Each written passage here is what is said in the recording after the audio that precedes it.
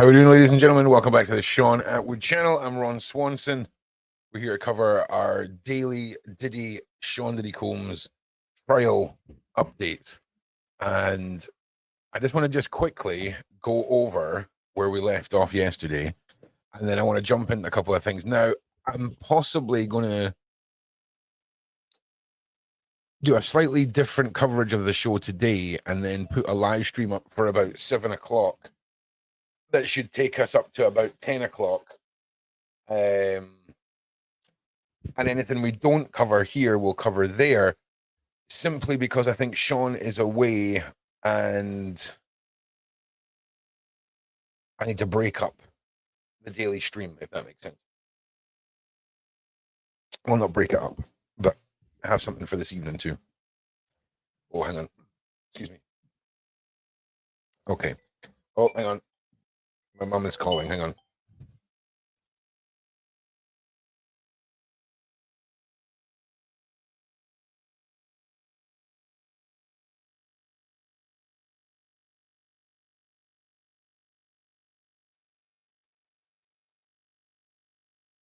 All right. I love you lots. Bye-bye.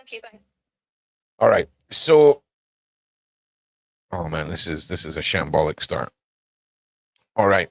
So much of Cassie Ventura's testimony has been recounted. The allegations she made against Sean Diddy Combs in the 35-page lawsuit, November 2023, that first triggered his legal troubles. While on the stand, prosecutors asked her to review the hotel footage in 2016, which allows Combs wearing a towel and attacking her in a hallway. We know this one. Okay, court will resume. Because the courtroom discussing some procedural and evidentiary issues the entire time, the issues included the kind of contact that alleged victims can have with their personal lawyers while testifying, and timelines of the defense showing exhibits they'd like to use to the government to give the parties time to get lunch, for the government to get binders ready. We're now coming back half an hour later.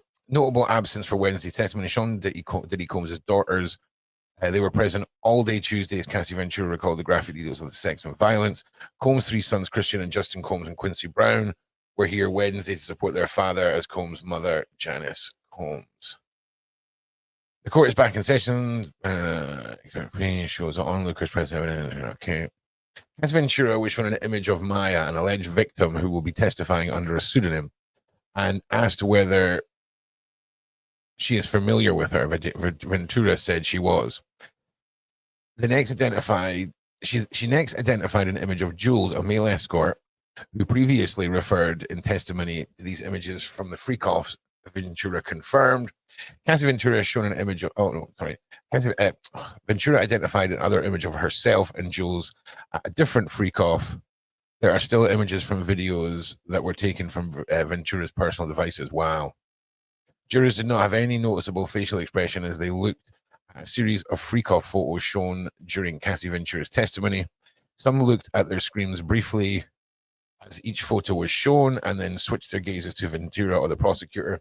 Others occasionally took a second or third look or stared down at the screens, situated at lap level for most of the time they were displayed.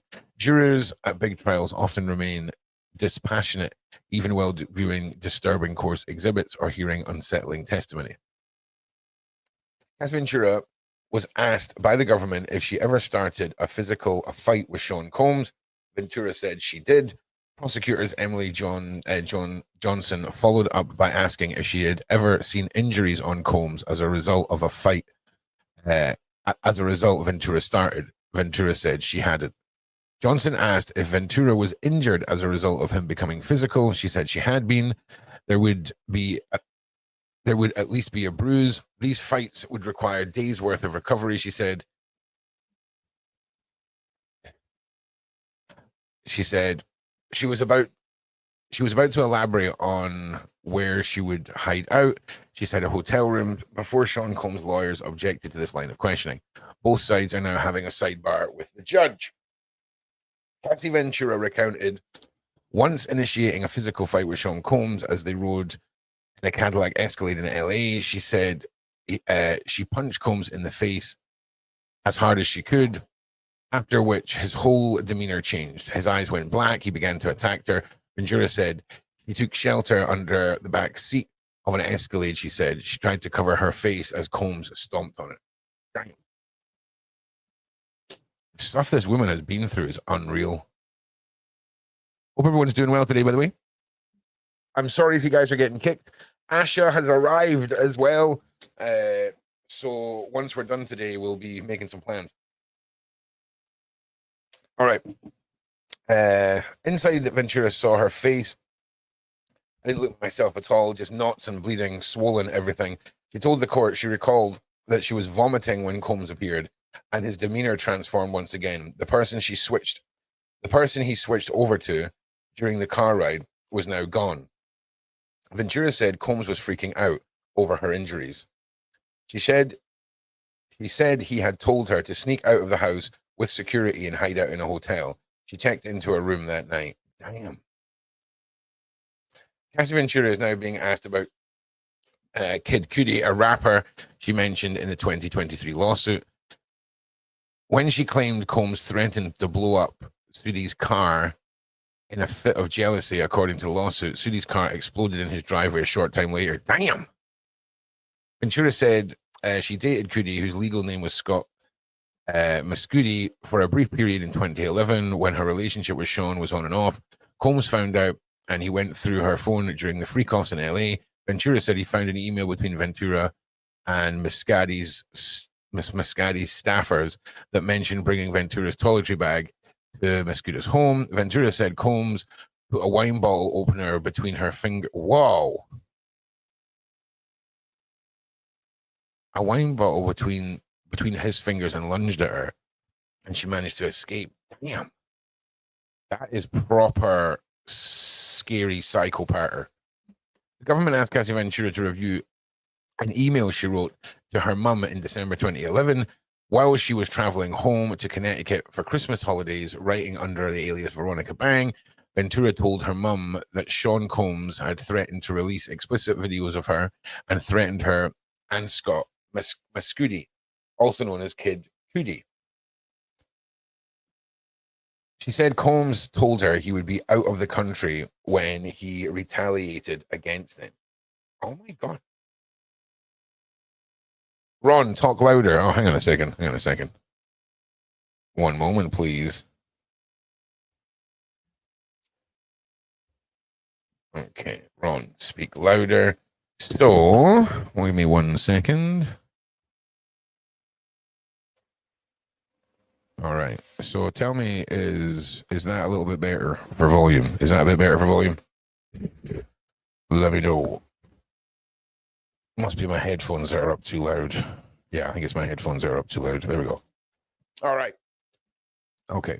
The government asked Ventura to review an email she wrote to her mom in December. Okay, we just read that. Ventura told her mom that Sean Combs had threatened to release explicit videos. Yeah, we've done that one. Okay. Upon arriving at her family home for Christmas 2011, Cassie Ventura had photos taken showing bruises on her buttocks and upper right thigh as a result, she said, of her visit to Combs' home to try and resolve his jealousy over her relationships with Scott Mascudi. Ventura said she told her mother about the physical violence, but not the freak-offs. She couldn't hurt her like that. Ventura said, I was also just terrified. It's not normal. Cassie Ventura asked for a break, so the court briefly adjourned. The judge asked for prosecution to estimate how much more time they would need to question Ventura today. He's been ending court promptly at 5 p.m. Eastern for the last few days. The prosecution said they would need another hour, but not to hold them to that. It sounds like the defense will be able to start its cross-examination of Ventura before the end of the day. Ventura said there were too many incidents of abuse during her 11-year relationship with Combs to recall all of them, but she remembered that some of his staff were visibly upset by her treatment. When D-Rock saw me, he started to cry, Ventura said, referring to one of Combs' regular security guards, as she recalled a beating that left her with black eyes, golf ball-sized knots on her forehead, and busted lip. As the trial goes on, prosecutors may ask some of Combs' former employees to corroborate aspects of Ventura's testimony. Hell yeah. This is really, it's going to start picking up speed. Like once the soon to literally drop her bomb pregnant lady has had her bits done, this is going to amp up so fast. Like it is right. I was just saying that. I was just saying that. So honestly, as soon as I powered through all this, I'll get the Discord panel on, and we'll crack on. But we just need to get caught up with this. Also, there's a couple other things I want to point out that I think you guys will find quite interesting. So, Cassie Ventura's testimony about her relationship with Kid Cudi, aka Scott Mescudi, ended shortly after the court took a mid-afternoon break. Ventura said Mescudi visited her in Connecticut for Christmas holiday in 2011. That was shortly after she sent an email to her mother recounting how Sean had treated both her and Mescudi over their relationship. Ventura said she broke off her relationship with Mescudi during that visit. It had gotten to be too much, she told the court. Too much danger, too much uncertainty. She said she was worried that Combs would hurt the both of them. Cassie Ventura saw Combs assault at least two other friends. She testified, saying that he had one of them over the 17th floor balcony at her apartment in LA. Describing another encounter, Ventura testified that Combs once hit her friend Kerry Morgan in the face with a wooden hanger. She told the jury that she and Morgan, who had been close friends for 17 years, were no longer friends after the incident. Turning once again to her substance use, Cassie Ventura testified that she first took opiates when she got her wisdom teeth removed at 19, and then Sean Combs had them and took them with them, she added. She said Combs would procure substances like Vidacin, oxycodone, and Percocet for her, sometimes using his employees to fill prescriptions. He would take opiates with her or without her. She would take opiates with or without him present, she said. Until one point, she was using them daily. Ventura used these drugs in 2020, she testified, after going to rehab. Excuse me. Sean Combs' defense attorneys are expected to argue that Cassie Ventura and Sean Combs had a mutually toxic relationship and that she was violent towards him. Prosecutors have been asking Ventura, their star witness, to volunteer some of the episodes before she was cross-examined. Ventura testified that once she became enraged when she learned a woman took a photo of her while she was drunk at a birthday party in a bar. She found the woman in a car and testified that she pulled her out and was punching her in the head. Prosecutors also showed the Ventura a photo of Santoki, a photo of a knife lodged in a door, in a door handle at her LA home. She said that she had put it there as a message to Combs in defense of his frequent unannounced visits. Questions have turned to the one most serious accusation Cassie Ventura had made against Sean Combs, that he R-ed her in her home in 2018. After describing the alleged incident, Ventura said that Combs had already broken up early that day, and the two had a pleasant lunch together. Ventura described as a closure conversation. She had begun seeing Alex Fine, who's now her husband. Oh, man. But when the two returned to Ventura's home, she testified Combs R-ed her. She described herself as crying and saying, "No, I don't even know if he noticed," she said. He finished inside of her and she said, then got up and left. Wow. They had consensual sex one time after the R, Ventura said. We'd been together for 10 years. You don't just turn the feelings off that way. Oh, man. That's like, they're going to go to town on her for that. Like, this one section here is going to, like, Diddy's lawyers are going to dig in on that one. Prosecutors are jumping around quite a bit at the end of the day, questioning Cassie Ventura, which can make timelines for some incidents hard to follow. Their questions are mostly being linked thematically, focusing on alleged violence against Ventura's friends and the substance use. Ventura is now being questioned about her interactions with Sean Combs after 2018 breakup. She said that they had mentioned she said they'd maintained constant contact with each other and their romantic relationship had ended. What?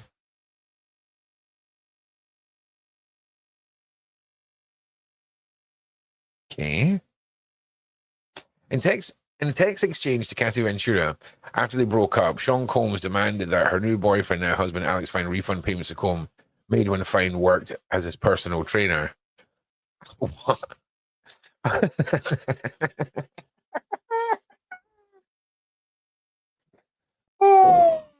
That is some ex-boyfriend petty madness right there.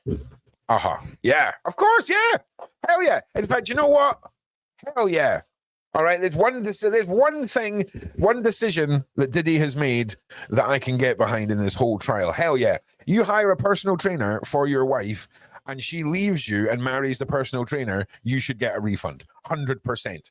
100% refund. Okay, so that, yes. 100%. Someone comes along and steals your wife, man. Refund. All right. Pull up face-to-face, co-wrote a message for the jury. If I was you, I would get my buddy. Early 2023 marked the turning point for Cassie Ventura. She told the court that she had entered rehab and trauma therapy after she kept having horrible flashbacks while shooting a music video with other artists. She said she felt like I didn't want to be alive anymore. After the shoot, she went home to her husband and children. As her kids were sleeping, Ventura told her husband, Alex Fine, that he could raise their family without her. Ventura broke down crying, recalling the moment. I couldn't take the pain I was in anymore. She told the court she wanted to walk out the door into traffic, but my husband would not let me. Damn.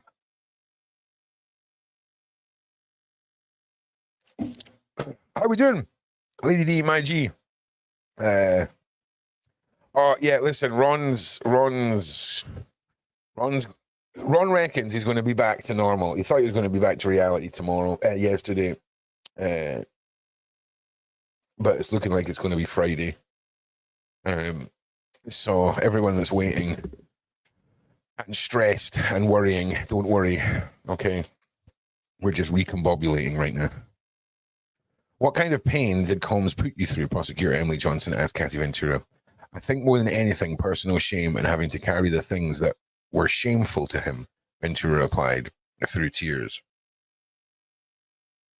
The balcony.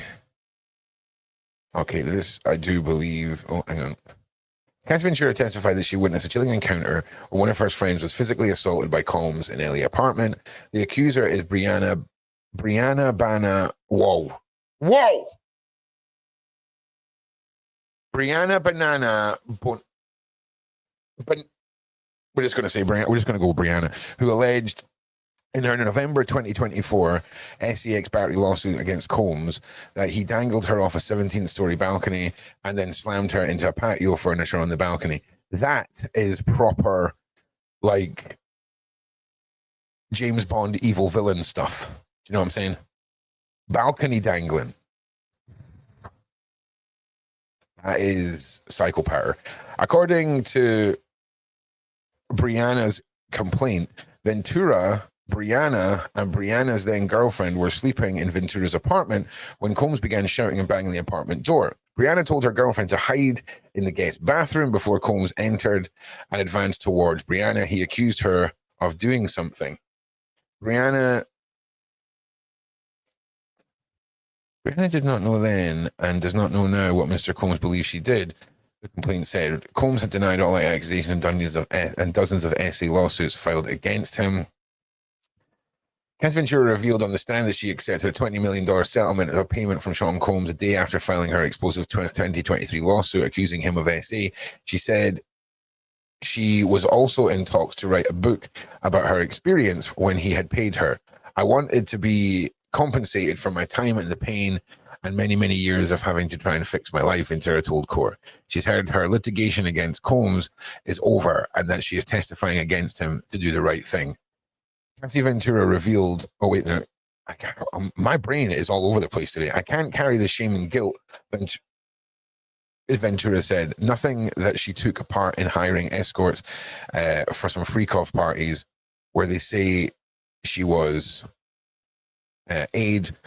I was guided to treat people like they were disposable. Damn. Direct examination of camera have ended. Cross-examination is going to begin. The judge decided to start tomorrow. Okay. Right. So now we're here. So we're going to get caught up with today's stuff. And then I'll bring on my awesome panel.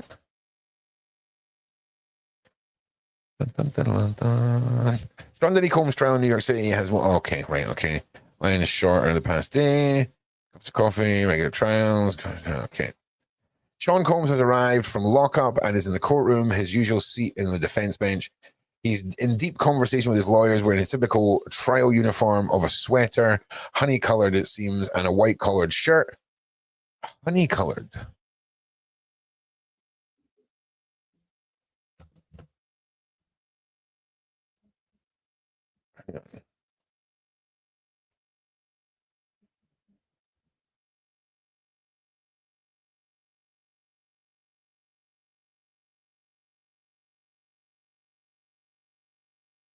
Really interesting.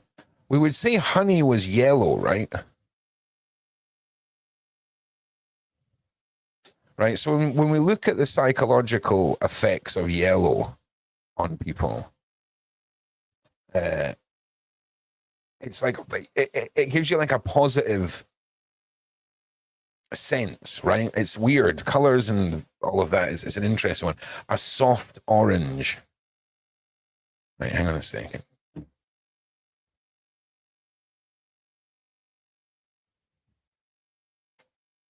Anyway, you get my point. You guys can look that all up yourself. But yeah, it's tactful. Someone's running. Okay, right. All right. The fight between defense lawyers and prosecutors is quite different than during the jury selection, when both Assistant U.S. Attorney Maureen Comey and Sean Combs' lead counsel Mark Agnifilio emphasized their congenial relationship to the judge. When the jury was out for the courtroom on Wednesday, the two sides got into heated debates about the evidence sharing. Prosecutors say they have not received the defense's proposed evidence or exhibits in a timely or fair manner, and how star witness Cassie Ventura will be cross-examined.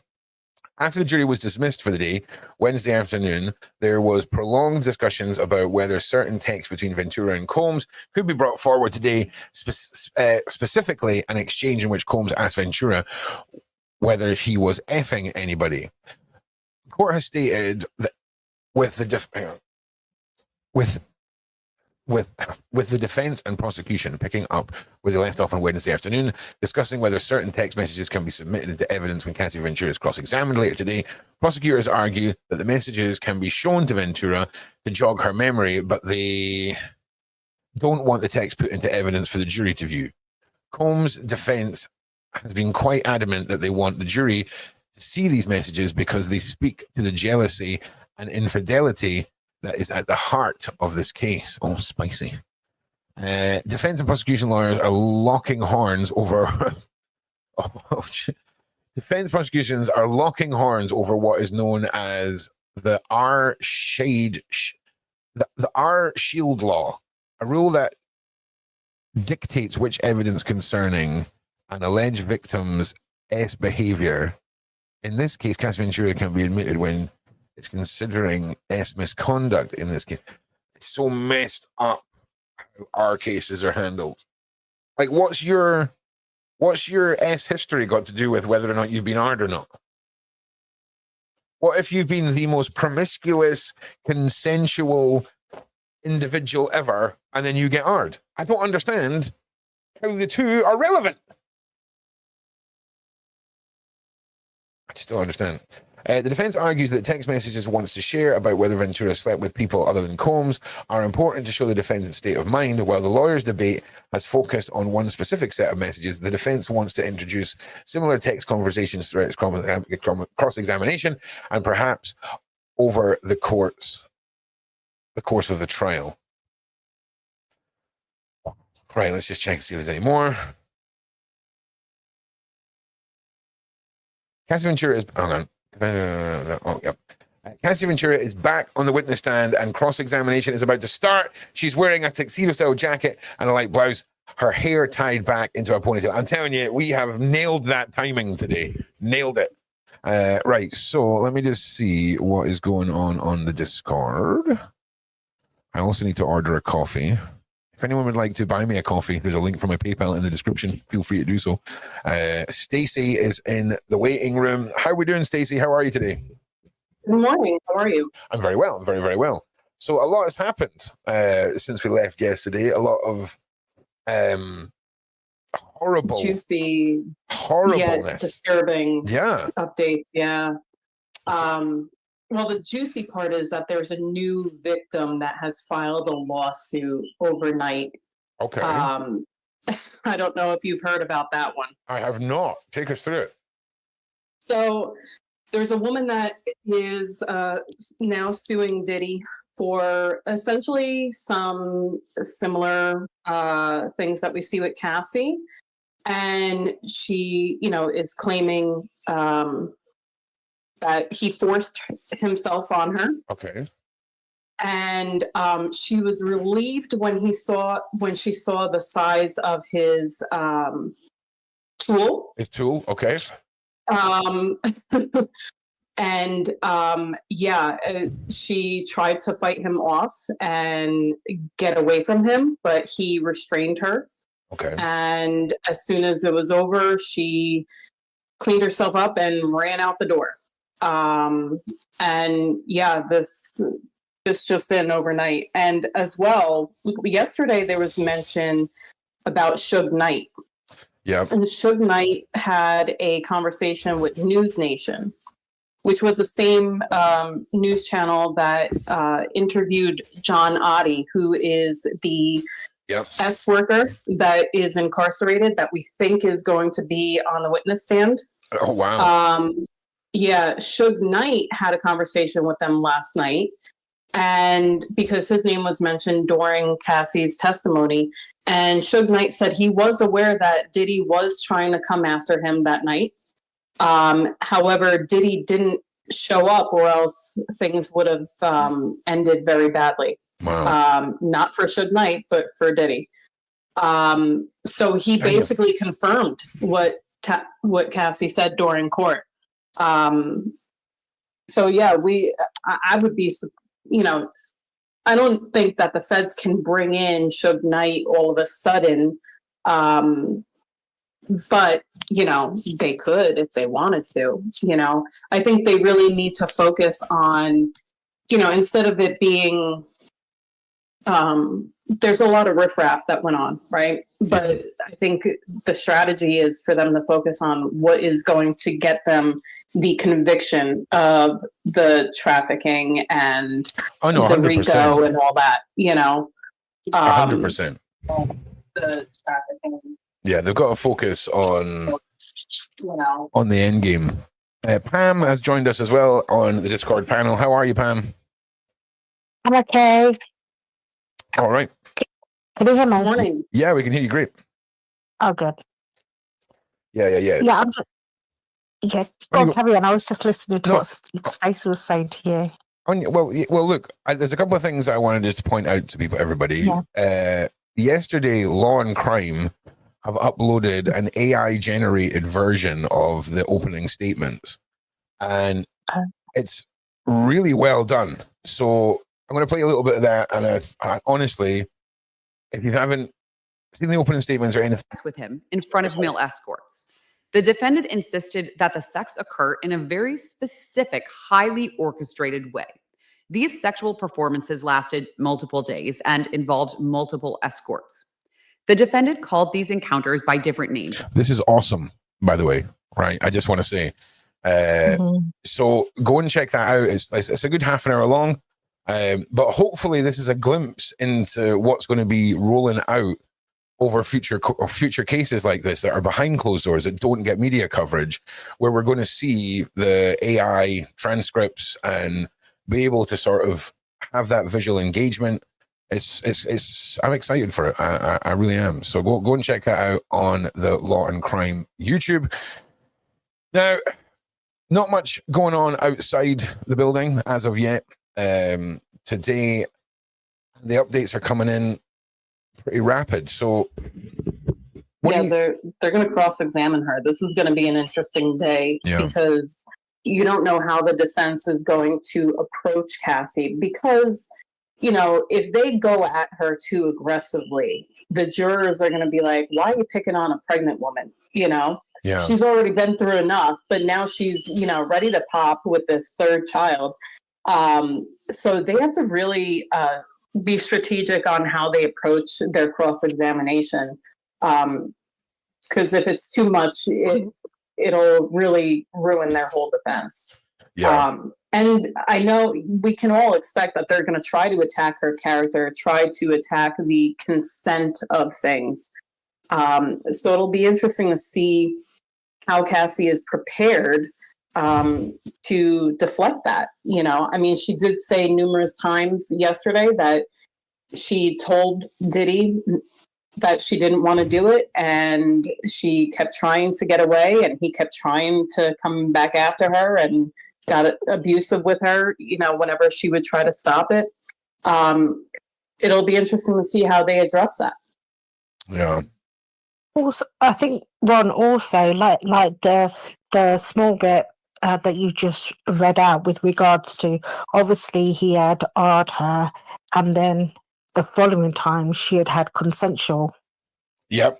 So they're gonna the trauma thing. But I think, obviously it is trauma, but what I'm thinking is they're still gonna say, well, how do we know that, you know, all the other times you didn't like one, you know, you can basically say, oh, well, he did this, but then the following time it was okay because I was still in love with the guy, and you can't just shake that off after 10 years, which, it is true. When you're with somebody with that is so long, there's still going to be a part of her. Yeah. But I think that they will definitely zone in on that part more. I think they will and too. The fact that she did, especially after, you know, sexual. Why does somebody have to come to my door when I'm up?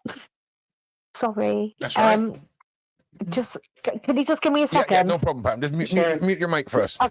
I'm just going through the live tweets that are coming out. Yeah.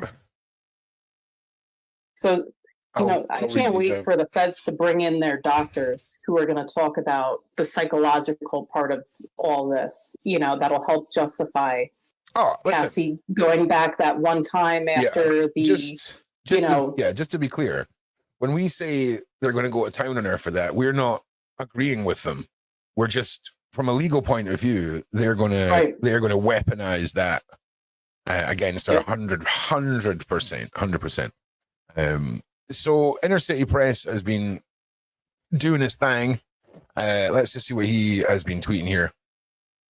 Miss Ventura, you loved Mr. Combs, correct? I did. For 11 years, you took care of him. In some ways, you called him larger than life. I did. Others called him Diddy or Puff Daddy, but you called him Sean, right? Yes. You knew a version of him the rest of the world couldn't see, right? Objection. Overruled. In ways. You kept coming back to him for 11 years. I wouldn't say coming back. You believed he loved you too. I did believe he loved me too. So when he cheated on you, it hurt.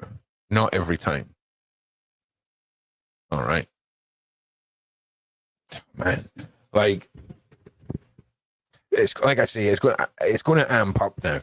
Once they're done with Cassie and she's able to go and just have her baby, things are going to really amp up. Because you know they've dragged this out. You know that they've wanted like neat endings to each day. You know what's crazy is, as much attorneys as he's got on his team, and the reputation that they have is, you know, strong. But I have a feeling they're not going to be able to wiggle their way around this.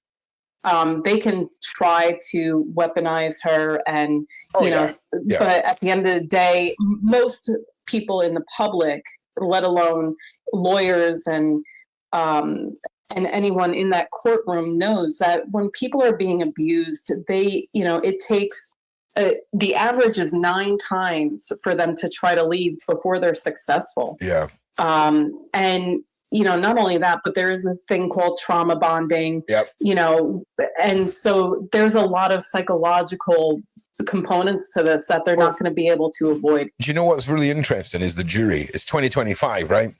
And we're kind of better educated as a race and as a public now on a lot of these things. So I think we've got where we're at in the world on our side, because I think a lot of the jury will understand that there is definitely a difference between being AR'd and giving consent, and also the things you spoke of, the trauma bonding, the attachment, all of these things. But before we go any further, Uber, how are you? Hello, mate. How are we all? We're all right, mate. How are you feeling today? How are you doing? I'm great, mate. Thank you. Yeah, I was all right yesterday. It was just some pains that would cause me a little bit of concern, but they weren't too concerned about it, so I wasn't at the end. Right, nice. Don't worry about it. That's right. Better to be overcautious when it comes to these things, for sure. Suppose, especially when you're on blood thinners and you got bloody blood clot in your lung and all sorts there. So probably best is. It's not good. But look, I just had visions of them following up with blues and twos and just ruining the whole life. That's what I didn't want. Well, look, before we continue, if you guys can give me some likes, some shares, I would really, really appreciate it. And I do apologize. My camera is off for the majority of today because my eye isn't sore. It's just, it feels thick today and the light is really bothering it. Are you guys okay if I go on Discord? Yeah, Pam, you're on Discord. I might just ask the others. Oh, okay. Yeah. If it was okay if I left them for a bit. Yeah, no, you're all right. Don't worry. Everyone's. No, it's not. We don't like to be abandoned. You're on the can't call. leave us this way. No, you just can't. No, I'm not abandoning you. I'm abandoning the others. Even Lady Cat was confused. She's like, "You're on the call, right?" I know I am. I know I am. It's too funny. It's too funny. Right. Okay. It's one of those don't ask for permission, ask for forgiveness scenarios, I think. Yeah. Yeah. All right. So we can get rid of this page and we'll go and check and see where we're forgiveness is always easier to ask for than permission. And okay, there is Finn, Alex Finn, Cassie Ventura's husband. It was interesting. He left the courtroom yesterday when she started talking about essentially everything that transpired once she met him. Between the meeting that she had with Diddy where they went to dinner and he, attacked her afterwards. And then that one time that they, had relations where she was voluntarily involved in that, her husband left before she spoke about that. So she probably forewarned him, hey, listen, he probably already knows this, but, to hear it in a public setting would probably be too consuming for a husband, Yeah. No, for sure. Dee, I'm going to bring you in just a minute or two. I'm just going to give you a chance to prepare yourself. And if you've got your telly on or anything like that, to turn that down. And I'll get you in just a minute. Now, Ron, can I just say, they did actually say that he couldn't, there was only some parts that he could actually be in the court, and then other parts that he wasn't able to because, Diddy didn't want him to be. I don't know if it would be. I don't know if it would be Diddy. Let it all if he had his way, but I don't get. I don't get that he's allowed to come into some of it, and got to be why. Well, there's two sides to that. I think one, he probably didn't want to hear that, but two, there's also talks of Diddy's defense team wanting to call him onto the witness stand. Oh yeah, so they haven't firmed that up as to whether he's actually going to be called to the witness stand. If he is, he must be treated as a hostile witness, surely. Well, yeah, because that's a conflict of interest. Your wife is a victim; she's on the prosecutor side as a witness, and you're going to take him as a witness on the defense's side. Yeah.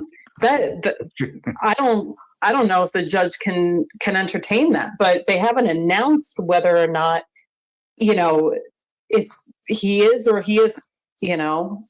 But he was actually their personal trainer, wasn't he? He was her personal trainer. Yeah. I don't know if he was Diddy's personal trainer, but so it could well be because he was kind of they kind of knew each other anyway, because he was the personal trainer, and it could you could be right, they might still have him up. The reason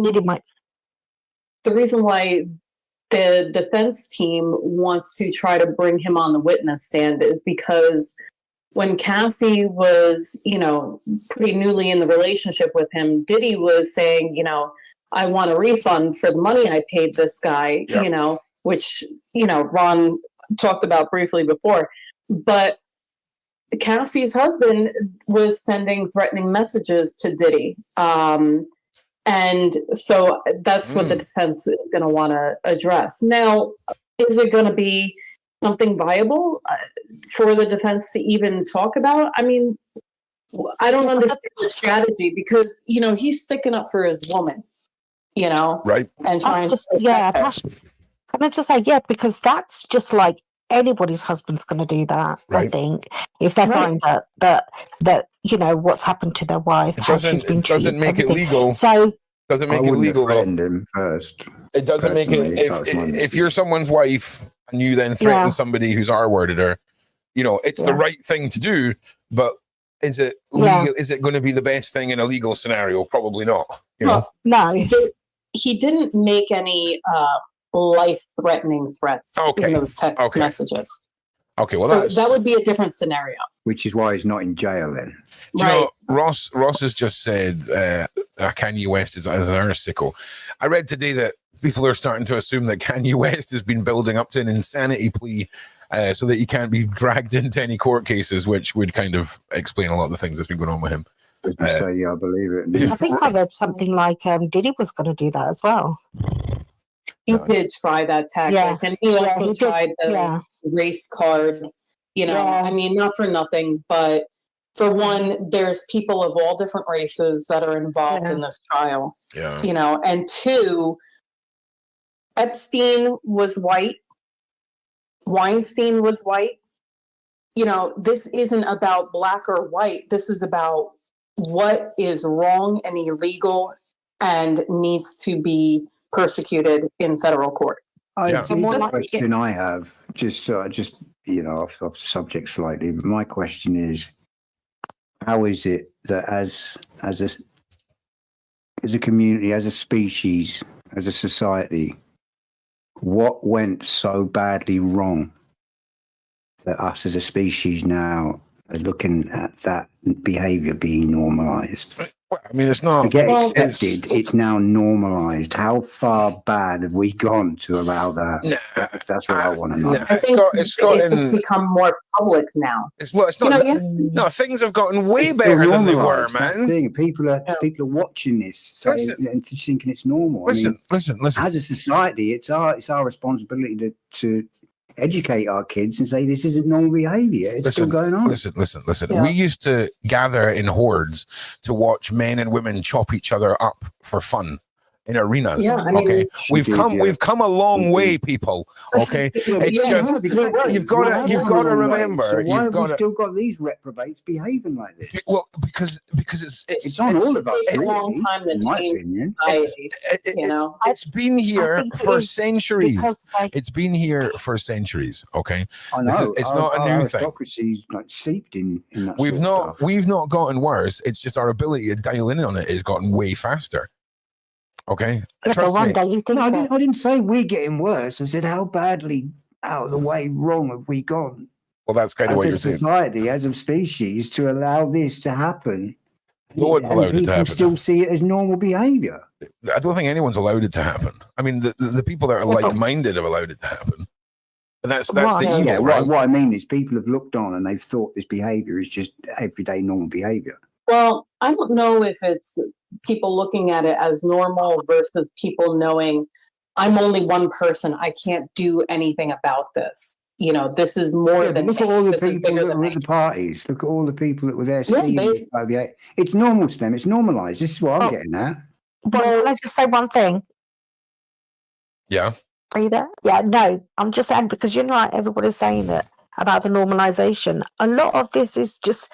It's basically stemming from the people that are higher up, and they're doing it because they can, not because I think it's not. They're not thinking of it as it being a right thing or wrong thing. I think it's just that mentality.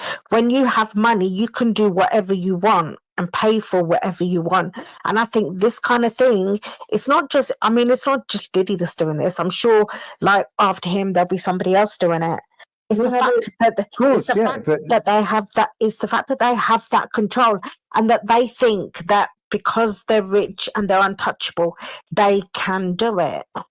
You know what I mean? That's not actually the case, though. They can't get away with it. Well, they have that. Shocks me. Yeah, up until now they have. They have, but this is my question: how have we gone so far wrong that this behaviour has been going on for so long? without it stopping. And yeah, I mean, here's the thing: when you have money, we've all got to take in the responsibility words for it. in the words of Al Pacino in Scarface, first you get the money, then you get the power, then you have the control, right? You look at your side of the pond. I'm in New Jersey in the US, right? On your side of the pond, you have the royalty, you know, the kings and queens over there, you know, and they're doing the same thing. We have politicians, you know, across the globe doing the same thing. It's all... we only know of one that's no longer a royal that's been doing that.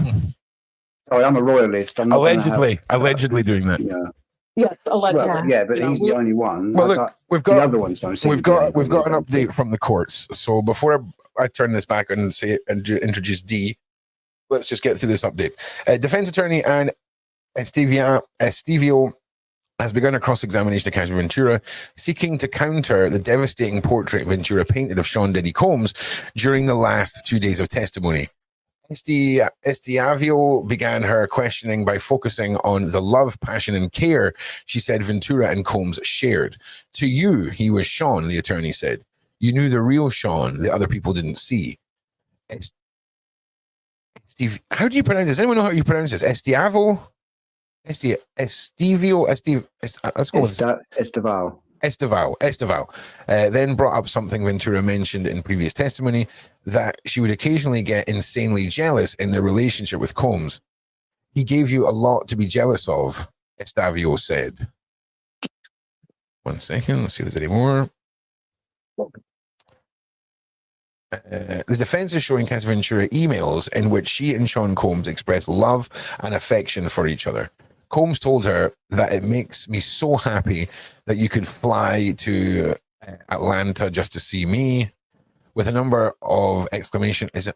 I'm assuming is it ATL? I think that's what it says. Atlanta. Yep. With a number of exclamation points, and called himself a truly lucky man. I love you, miss you. I love you, miss you. Can't wait to hold you. Combs wrote.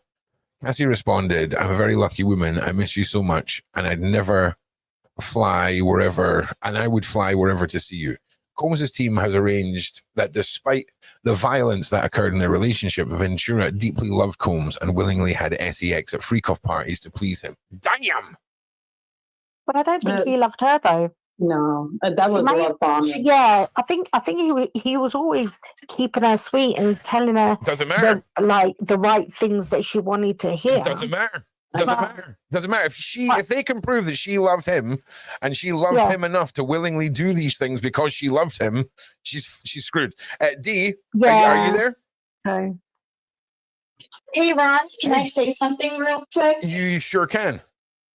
Hey, so I first of all, poor thing. I'm so proud of her for being up there. I've been in relationships that were abusive, and everyone around you can see it except for you, and it takes so long to get out of it. And I can't imagine her being 8 months pregnant, stressed out, not even wanting probably to talk to her family, and she's sitting in front of him right now. So we have to give her some type of praise for that, because I see so many people just ripping her to shreds online, and it's like, if you have never been in that type of relationship, how dare you judge? Because at some points in my life, I was like, oh, he hit me, he must love me like way more than I think, you know? And it's such a backwards way of thinking. And also her, when they were like, she had so many chances to get away, how come she went with him, then she left, then she goes back? Well, she's probably trying to switch up her strategy and her tactics, because every single time she tried to get away, he could pay people to go pick her up, to go find her. I mean, that's wild. We have no idea. They're on a different planet, essentially. Like, like poor girl can't even go buy tampons. It's insane. Like, I can't imagine. Yeah, it's this is a textbook narcissist. Yeah, you know, for sure. And a control freak.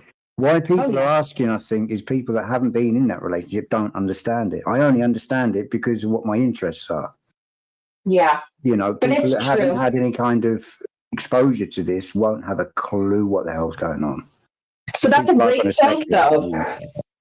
You know, the thing, I have to say, like, some of these people reporting on it, like I saw Megyn Kelly do an interview on YouTube, and I was like, man, they're really twisting this the wrong way. And I couldn't help but think to myself, there's no way that these reporters haven't witnessed in the industries that they are in. I've seen it in my industry, and I'm in corporate insurance, you know, where the power that people have, they use it to their advantage and take advantage of, you know, the innocent souls, you know, and 110%. You know, these reporters are like turning a blind eye as if they haven't witnessed this kind of tactic themselves. They sure have. They can't. Some of them were poking fun. They were poking fun. I think they know. Remember when she was on the red carpet and they were like, "Do you have anything to confess?" Who would say that? Like, that's so weird. I think you're always going to get people that are always going to troll people like that. Of course. You know, you're always going to get people that are on Diddy's side, and, of course. and they're going to basically say, "Oh no, she's lying. She did this, she did that." So, I mean, a lot of people a lot of people do actually say that, you know, you kept, all right, if you have the opportunity to go away, or you did get out, why did you keep going back? But like you say, it's the manipulation, and he's messing with her head. Mm-hmm. Do you know what I mean? And you know, so all you had to most fully tell her was that he loved her and like a few nice things to her, and then she would have been like, you know, back with Eat it him. all up. Yeah, well, she was looking for validation and for reciprocity, and you know, for him to recognize how special she was. So all he had to do was breadcrumb her to make her think that he saw that and that he valued her. And as soon as she saw any glimpse of, you know, that happening, she gobbled it up, you know, and that's it's a tactic, you know. And so the text messages. Yes, it's wild. The texts, I think, on this cross are going to be so hard because her saying that, you know, she needed it or she wanted to be there for one of these freak-offs. I don't know if anybody, many moons ago, a long time ago in my life, I was dependent on drugs. I've been clean now for 10 years. So, but when she said that she wanted to be with him for sex, I don't think that's what it was. I think at that point in time, she was so dependent on drugs. That's what she needed. And so she was like, whatever, I'll tell him I'll do this freak off. I will get my drugs. I won't be there mentally, and I'll just get through it, but I'll feel better. See, I would need to disagree there. I think because the difference between a regular substance user or substance abuser and her situation is budget, right? So if she was in a situation where she couldn't afford or couldn't have access to substances, which we know that she could and did, then I would think your theory has precedence, because a lot of people do terrible things in order to feed their habit. You know, it's part of the ugly cycle. But no one's doing those ugly things if their budget permits them to go and facilitate their habit. Do you see what I'm saying? But does it though? Because he took stuff from her, he gave her money, he would take it back. Like it leads to that abusive relationship where she probably didn't have a phone, she couldn't contact anybody, she can't walk outside, she's got people watching her. He literally made it so he is the only source of everything in her life in that moment. Wow. And drugs make you do crazy stuff. Nothing else matters. No, I'm not saying that you're wrong. I'm just saying I think it's a different set of circumstances. You could be right though, but I think she was, and like I say, she had enough freedom to be able to, you know, be involved with other partners, even though their cars might have exploded. She did. It would seem she wasn't trapped in a cage, a metaphorical cage, sure. But I think he also didn't he also have did he have like bodyguards watching her? Yeah, he had a whole team. I Yeah. think You had a whole so. team. She wasn't just going out on her own. Someone was either taking her, for example. You know, there was that one time where he beat her up so bad, and then he basically got a bodyguard to actually take her, and she stayed in a hotel room until she healed. Do you know what I mean? She was being watched. She was never that far away from him. Yeah. Okay. Well, And like you say, we've got some I Twitter think she was just updates. scared. I just think she was really, really scared, and she took the drugs just to get through it, because otherwise she just couldn't do the things that he wanted her to do. And I think that's the reason why she just had to take the drugs to like numb herself from it. No. Listen. She definitely 100% used the substances to disassociate and escape. I'm just saying, I don't think the argument for her reason for doing them was to gain access to substances. That was my point. Okay, I hear what you're saying. The only reason I brought it up was because the big things that they're going to hit at was the one text saying, "Hey, I wanna bang," right? Okay. People are going to be like, "What?" Oh, from the defense side is an argument. I was trying to think of it. Yes. Oh, yeah. From the defense side is an argument. Yeah, 100%. I can see where you're coming from. Right. Let me just jump over to these live tweets here. We're getting some more of the in-court conversation.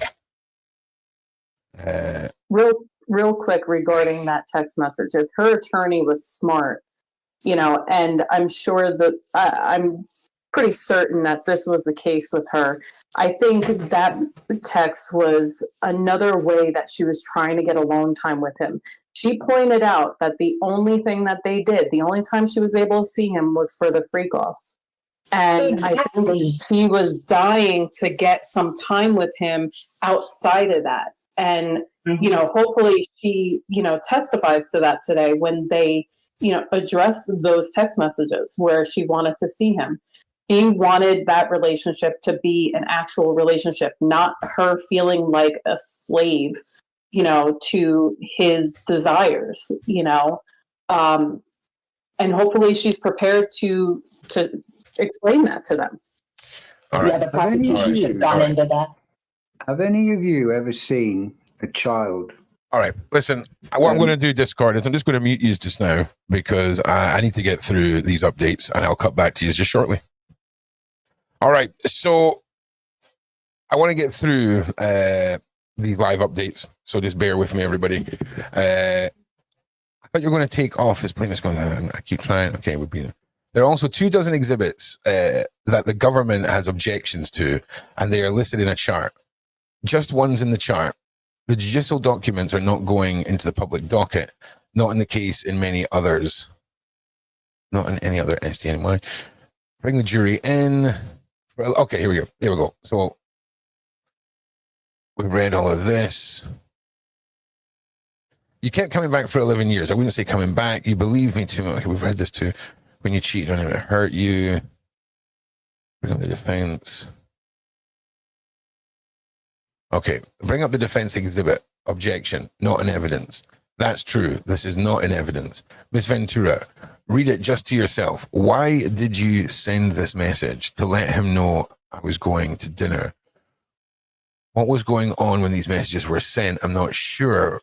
What was going on in your relationship then? It was early. We were loving. I offer it. Objection. Being offered for the truth. Overruled. Please read. I wrote, I love you, smiley face. I'll fly anywhere for you. I love you, Cass.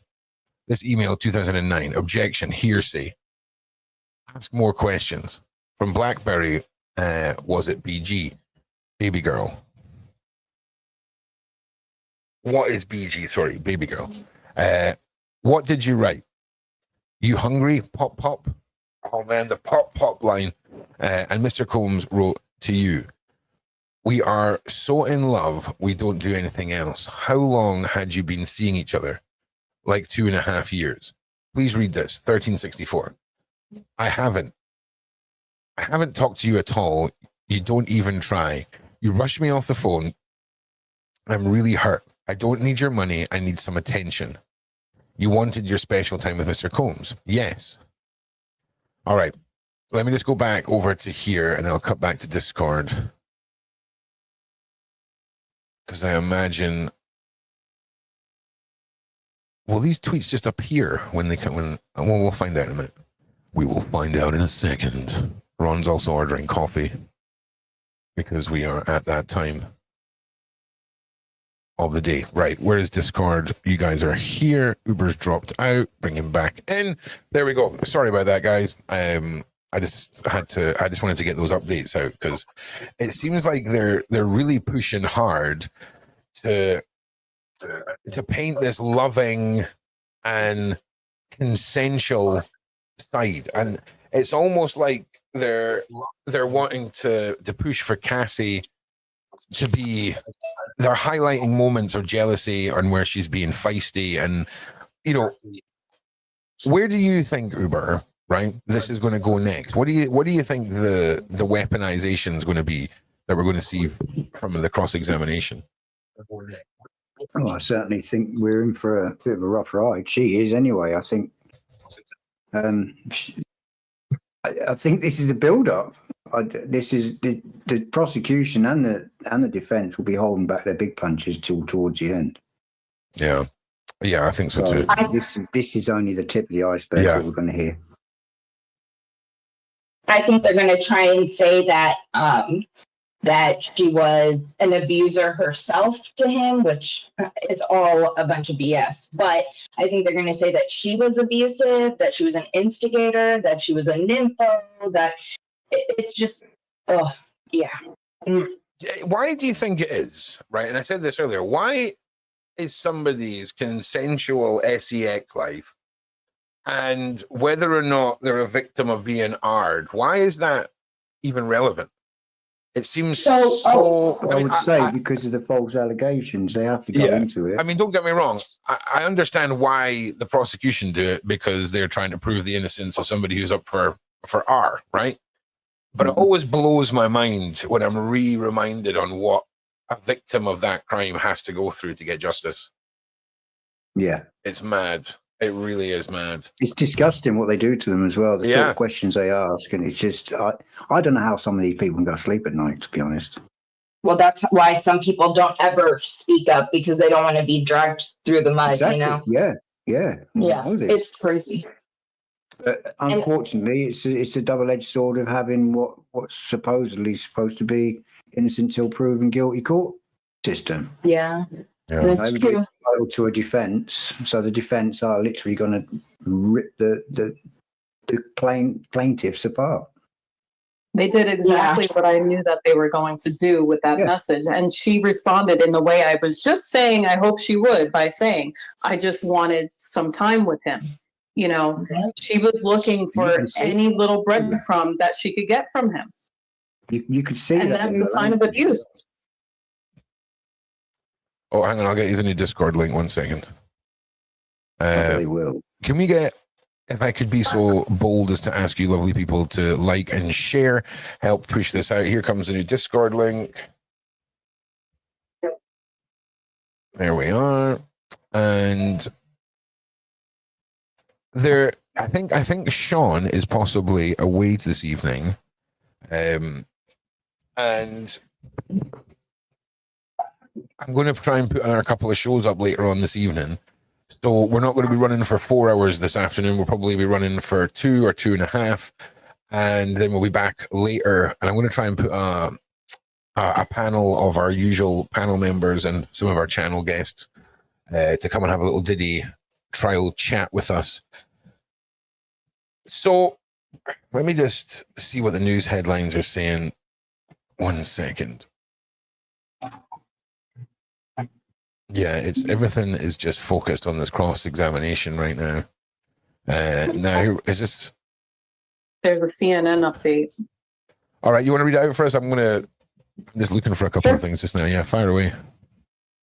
So the defense attorney is talking with Cassie and about her falling in love with Combs, and prompted Ventura to say that she hadn't thought about it in a while. The beginning of the relationship was really, we spoke about it already. It was really fast-paced, scary. But the more time I spent with him and got to know him, his real personality, at least what I thought was his real personality, and I liked what it was, she explained. When asked about his personality, Ventura said in the beginning of their relationship, he was very sweet and attentive. Ventura also described Combs as having a charismatic, big personality that everyone loved. Defense attorney asked Cassie a series of questions about how she had earned Diddy's trust and about how she wanted to make him happy. And to make him happy, you told him that you wanted to do freak-offs, referring to the rug-fueled-esque performances. And Ventura said there's a lot more to that. Damn. That's interesting. So they're trying to fight the whole consensual part, and that's really what it's going to come down to, is who's going to be able to prove whether this was consensual or not consensual, whether there was coercion involved, whether there was force involved. We've seen the force. That definitely, they can't skirt around that. Okay, 1 minute. I just want to read out these updates. So now the message is about freak-offs. When you say, it doesn't matter to me, you mean weekend, weekday, or either is fine. Ventura, that's what it says. Mr. Combs says, maybe we can call Jules. Can you do it? Yes. And here's the thing as well. There must be so many moments in the life of a suffering victim of someone like Diddy, where in between freak-offs there'll have been these moments of hope where she's holding on to the possibility that all of this will be over one day, and Diddy will just love her and wanting to keep him happy. It's so sad, the psychological control. It does take a real toll on a woman. I can relate to that. I've been through that myself, and it's very taxing to always want to try to prove yourself and fill in all the gaps to be able to say, oh, now he'll commit to me. Now I'll get the relationship that I deserve. If I do this one thing that he wants, and I serve him in whatever way possible, there'll be no reason why he won't want to be with me, because nobody else would do this for him. Or think of it this way. She's always, when they're like, well, why'd she do this and why'd she do that? That doesn't make sense. When you're in an abusive relationship, you're literally walking on eggshells every single day. Yeah. And you're trying to fix the situation. When you're seeing those little tiny warnings, you want to jump in front of it and fix it before they get upset. Mm-hmm. Okay, I just want to say to the mods, that's me went into the Discord, the YouTube back end. If you refresh the page now, you should have a fully working, glorious Discord link in the description. Now, I just want to say thank you, everybody, for being here. Thank you to the mods. I hope you're all having a great day, and we continue our coverage of the Sean Diddy Combs case. The tweets are still waiting to be updated, and I'm just checking the Washington Post. Here we are. Defense attorney Ann Estavio has so far focused on a lot of the cross-examination of the text and email messages that Cassie Ventura and Sean Combs exchanged early in their relationship around 2019 and 2010. I mean, we have to say that is the notorious honeymoon period for any relationship. Mm-hmm. So if you're wanting to prove, you were deeply in love as a counter argument, this is a great place to try and do it.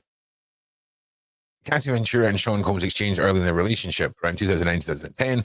These messages are shown on a closed circuit video feed in the courtroom and on the computers at the defense table in front of Combs, who has been leaning in and intently reading them. Much like Ventura is on the witness stand, afterwards Combs typically leans back in his chair and whispers in the lead counsel Mark Agnifilio's ear. Damn. It'll be interesting to see if the only text messages that the defense focuses on is all in the early stages before things got out of control, before he got violent. Yeah, of If course. they purposely avoid everything that all the text messages that transpired during that toxic, violent, out of control period of their relationship, of course, you'll know, like, hey, this is all you got is that, the beginning part where everything's all hunky dory. Like, come on. Of course. Yeah. You know what I'm saying? Like, we all do that in relationships, though, right? I mean, you think you found the one in the beginning. It's all exciting, and do you know what I'm saying? I waited until Dan was well and truly in the love zone before I even remotely let on to how true my video game playing issue is as a 40-year-old man. Do you know what I'm saying? Like, you gotta wait until you're deep in the love zone before you come out with that stuff, man. Up until that point, it's all dinner dates and looking suave. And then once you're deep in, you whip out like Xbox, yeah, that was it. Whip out your 30-buttoned mouse control pad and your VR headset, and you're like, "We are going to Endor. Let's go!" You know, so we all have your that. egg Benedict, darling. But when it's fun and playful, it's fun and playful, right? But when it comes to this guise of not revealing your true intentions until you're at a point where you're paying for the apartment in LA, you're paying for the apartment in New York, you're signed up to these contracts, you're trapped. And again, we spoke about it a couple of days ago. Just because the cage is covered in diamonds and gilds and jewels, it doesn't make it any less of a cage. And we have to acknowledge the fact that she did sound like she had the ability to have a life, but not so much the ability to have freedom, if that makes sense, because she did try to run. She did try to get away. When you're ready, Ron. Yeah. And she also made points that there was times where she was thinking about or tried to leave the freak-offs early, and she'd be escorted back. It's not a good thing. It's not a good life for anyone to be living. Uber, you were wanting to come in here or something. Also, Marquis is up in the waiting room.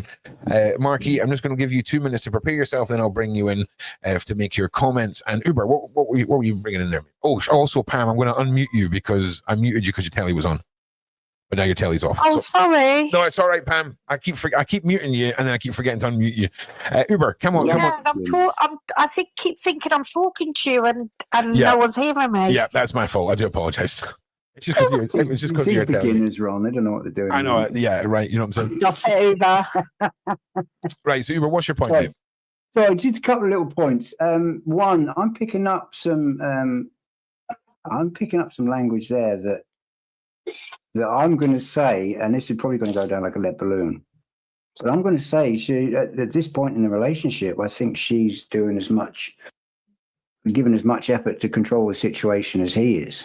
Oh, absolutely. But there's a difference between being verbally controlling and conversations and emails.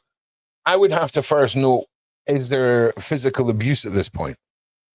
Do you see what I mean? Because I imagine some people... I can't see any signs of physical abuse, because if there was physical abuse, Cassie wouldn't be begging him for his attention.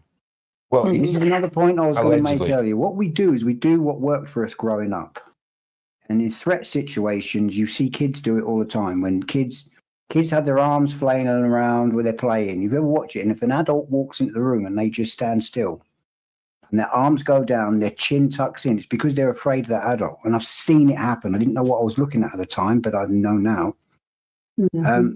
And what Cassie will be doing in that situation, when we can see it on the CCTV that he's beating the living daylights out of her, she will do what worked for her as a child. And the likelihood is she's made herself as small and as unobtrusive and as unnoticeable as possible, because that's probably what she did growing up as a kid. So I'm gonna put my neck on the line here and say, if she got into this relationship and she's behaving the way she seems to be from the impression I'm being given, and the likelihood is this isn't her first rodeo. I think she's probably had a string of abusive partners at this point. I mean, look, we've gone.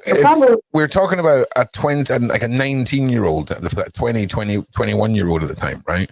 Yeah, I don't know, and it's disgusting. But she's probably been in abusive relationships already.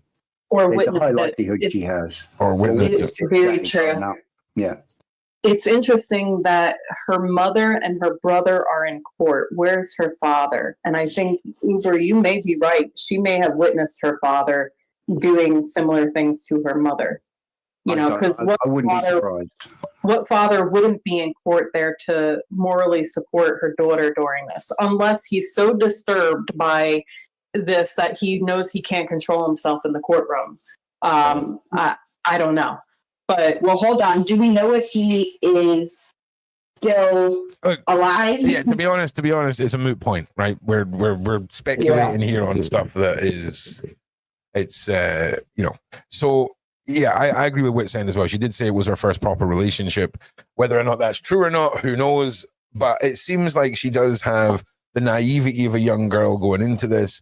She's been sucked in by the power dynamic, and we're seeing the fruition of alleged years of abuse here. Now, I missed out one update here. Cross-examination of Cassie Ventura testified that Sean Combs was sometimes unavailable in their relationships, especially when he was traveling. In April 2010, email expressing her over the fact that that fact was shown to court. I haven't talked to you at all. I know you can take 3 minutes out of your day to talk to me, and you don't even try, Ventura wrote. Adding at another point, you're in too much of a rush to get me off the phone. Defense attorneys might intend these exchanges to undercut prosecutors' connection that Combs obviously controlled Ventura during their decade-long relationship. Just stop sending text messages. That's what I've learned from this, right? Yeah. Just everyone, as a society, just start talking to people on the phone, because I'm telling you, man, just interacting with your partner, 10 years, 14 years ago, just come back in ways and have the narrative shaped. It's just mind-blowing. Yeah, everyone just go back to making phone calls. Much safer. But Ron, can I just say that Cassie most probably, like you say, on how Cassie's looking at it, it was like her first big proper relationship. But I don't think he was thinking of it in return. Do you know what I mean? He just had a woman that was in love with him, or that was falling in love with him, and then he knew that once he's got that, once she's kind of fallen in love with him, he's gonna be able to control her and manipulate her in any way possible. So she may have thought, oh, this is a great relationship, and him being such a big star at the time, and he was going to help her with her career. She's mostly thinking, oh, this guy's, she wants this guy to love her back. He's going to help her do really well in her career, kind of thing. And he's just kind of just saying the things that he needs to say. Do you know what I mean? To give it, say it and then keep quiet and then say it again. And I think a lot of it was, like you say, the manipulation. And he wasn't thinking, this is the woman that I want to spend the rest of my life with. I think he was more thinking that, okay, she's my woman and I can, make her do whatever I want. Yeah, whatever I want her to do for me. Yeah. Do you know what I mean? So I think, she's just like any other a woman that, just wants to be loved. Her intentions and his intentions were completely different. Yeah. Nah. If we're going to play, So if we're going to play, oh, she's just a woman who wants to be loved, and we're just going to speculate wildly, then bitches be crazy. I'm going to put that out there. Okay. No. All right. Okay. If we're just going to speculate, we have to speculate from both sides. Okay. Yeah. Yes, some women want to be loved. They will do anything. But also, some women are mad. Right? Mad. All right. So we need to speculate from both sides. Now, I personally stand on the fence of Cassie's testimony. I'm believing what she's saying. Just to clarify here, we're getting off into too many hair splitting sort of things. And trust me, I'm sad to say that is the case. I look at Bieber. Right. So this was just sent in by was it Nads? Nades, what the hell's the guy? What's your name? You just come in as N now, and you've got a massive name, and I know I should know your name. Where are you, little rascal? Where are you? You're in the side chat. Now I can't find you. That's freaking awesome. That's great. That's super helpful that I can't find you. All right, I'm going to go back and check for some updates. Yeah, poll. Who believes Cassie? Put a 1 in the side chat if you believe Cassie. Put a 2 in the side chat if you do not believe Cassie. Put a 3 in the side chat if you're just confused or you just don't know. She was G'd from the start, very possibly. But here's the thing: if she was G'd from the start, she left her record label 4 from Uber. Why though? Why you do these things? She was already with a record label, right? She already had an album or a single out. She was doing really, really well, and she gave all that up to go over to the Diddler. So from a grooming point of view, I mean, I suppose you can still have a record deal and then be groomed by the bigger, fatter deal. Yeah, you're right. I guess you're right. Yeah, I believe her too. That can happen. I think it happened probably to Diddy too, to an extent. Well, if we're to believe Zara, if we're to believe Zara Marley, who I choose to wholeheartedly believe, she witnessed Diddy being used as a living altar, and witnessed the horrific abuse that goes on in tunnel systems. And you know, if you don't think that the stories about the cabal and all of the evil that goes on in this world, if you don't believe that to be true, then you have been weaponized. You are going to be part of the shield that helps to hide the true intentions of these monsters around the world. And I'm sorry I hit you with such tough love there, but hey, you know, I'm wrong. And that's how we do things. Is that Diddy's mum, Sean? Or you got on the screen now? That's Diddy's mum, and I'm wrong. That's his mother. Yeah. Somebody needs to tell that poor girl she's not at the Grammys. She's at the wrong venue. This is a court case, mate. Money can't buy class. That sure can't, can it? And then we've got the BJ Investigates merch being represented here on the top of this hat. Gotta love the pom-poms. Big out shout to BJ. But yeah, I mean, I don't think she's too glammed up. She looks pretty conservative. Bailey's nailed it. Beauty school dropout from Greece. Beauty, yes, yes. In fact, we need to pull up a reference. Yeah, that's the little one that's never got a boyfriend who's always chewing gum. That's the one she means, isn't it? What's her name? No, Rizzo. Yeah, Rizzo. Rizzo, that's the one. That's classic. Rizzo did not always have a boyfriend. She was putting out left, right, and I'm center. saying she never had the boyfriend, did she? She was always chewing gum and always single, wasn't she? She was chewing on something. She was chewing on Single, something. ready to mingle. Ready to mingle. I present to you, Uber, Exhibit A in my argument here as she covers up the hickeys on her neck. Okay? Yep. She is... What, his mother? No. Rizzo. No, Rizzo. Oh, right. Jesus Christ. Right, okay. If you can't keep up with your own meme generation, if you can't keep up with your own meme generation, then that's not my problem. All I remember is Olivia Newton-John coming out in black leather. That I will never forget. Yeah. The rest of the film's a bit of a haze to me, I'm afraid. I feel the same way about Jessica Rabbit. Right, let's move on. So Me too. Like, I was a young man when I went to the movies and seen that Jessica Rabbit for the first time, and I was like, okay, all right.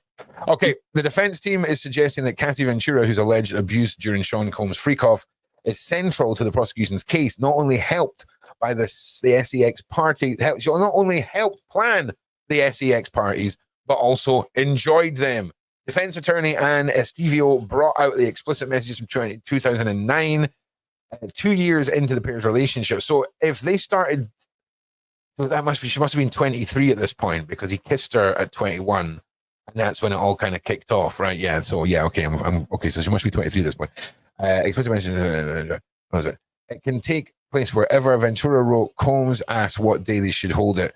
I'm always ready for a freak off, lol. Ventura wrote in the messages Estavio had her read aloud for the court. Ventura testified that these exchanges were somewhat typical. In previous testimony, she has acknowledged participating in freak-offs to please Combs, adding that she was young and naive at the time, and on Wednesday she expressed remorse. Do you know what? Right? What if they're wanting, right, to let Diddy's prosecution feel like this has any relevance at all? Because you can agree. You can agree to go to a freak off and not realize that you're being trafficked and not and be in a situation that is very illegal, whether you like it or not. And I wonder if that's going to be the basis of this, because there's a relationship side, sure, but that isn't necessarily all. He's also her manager and her representative. So they might be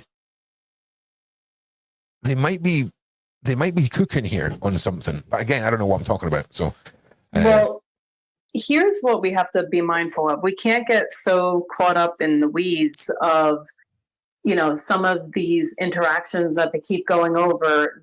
At the end of the day, you know, the prosecution and defense are essentially arguing over the trafficking portion and the coercive control. yeah.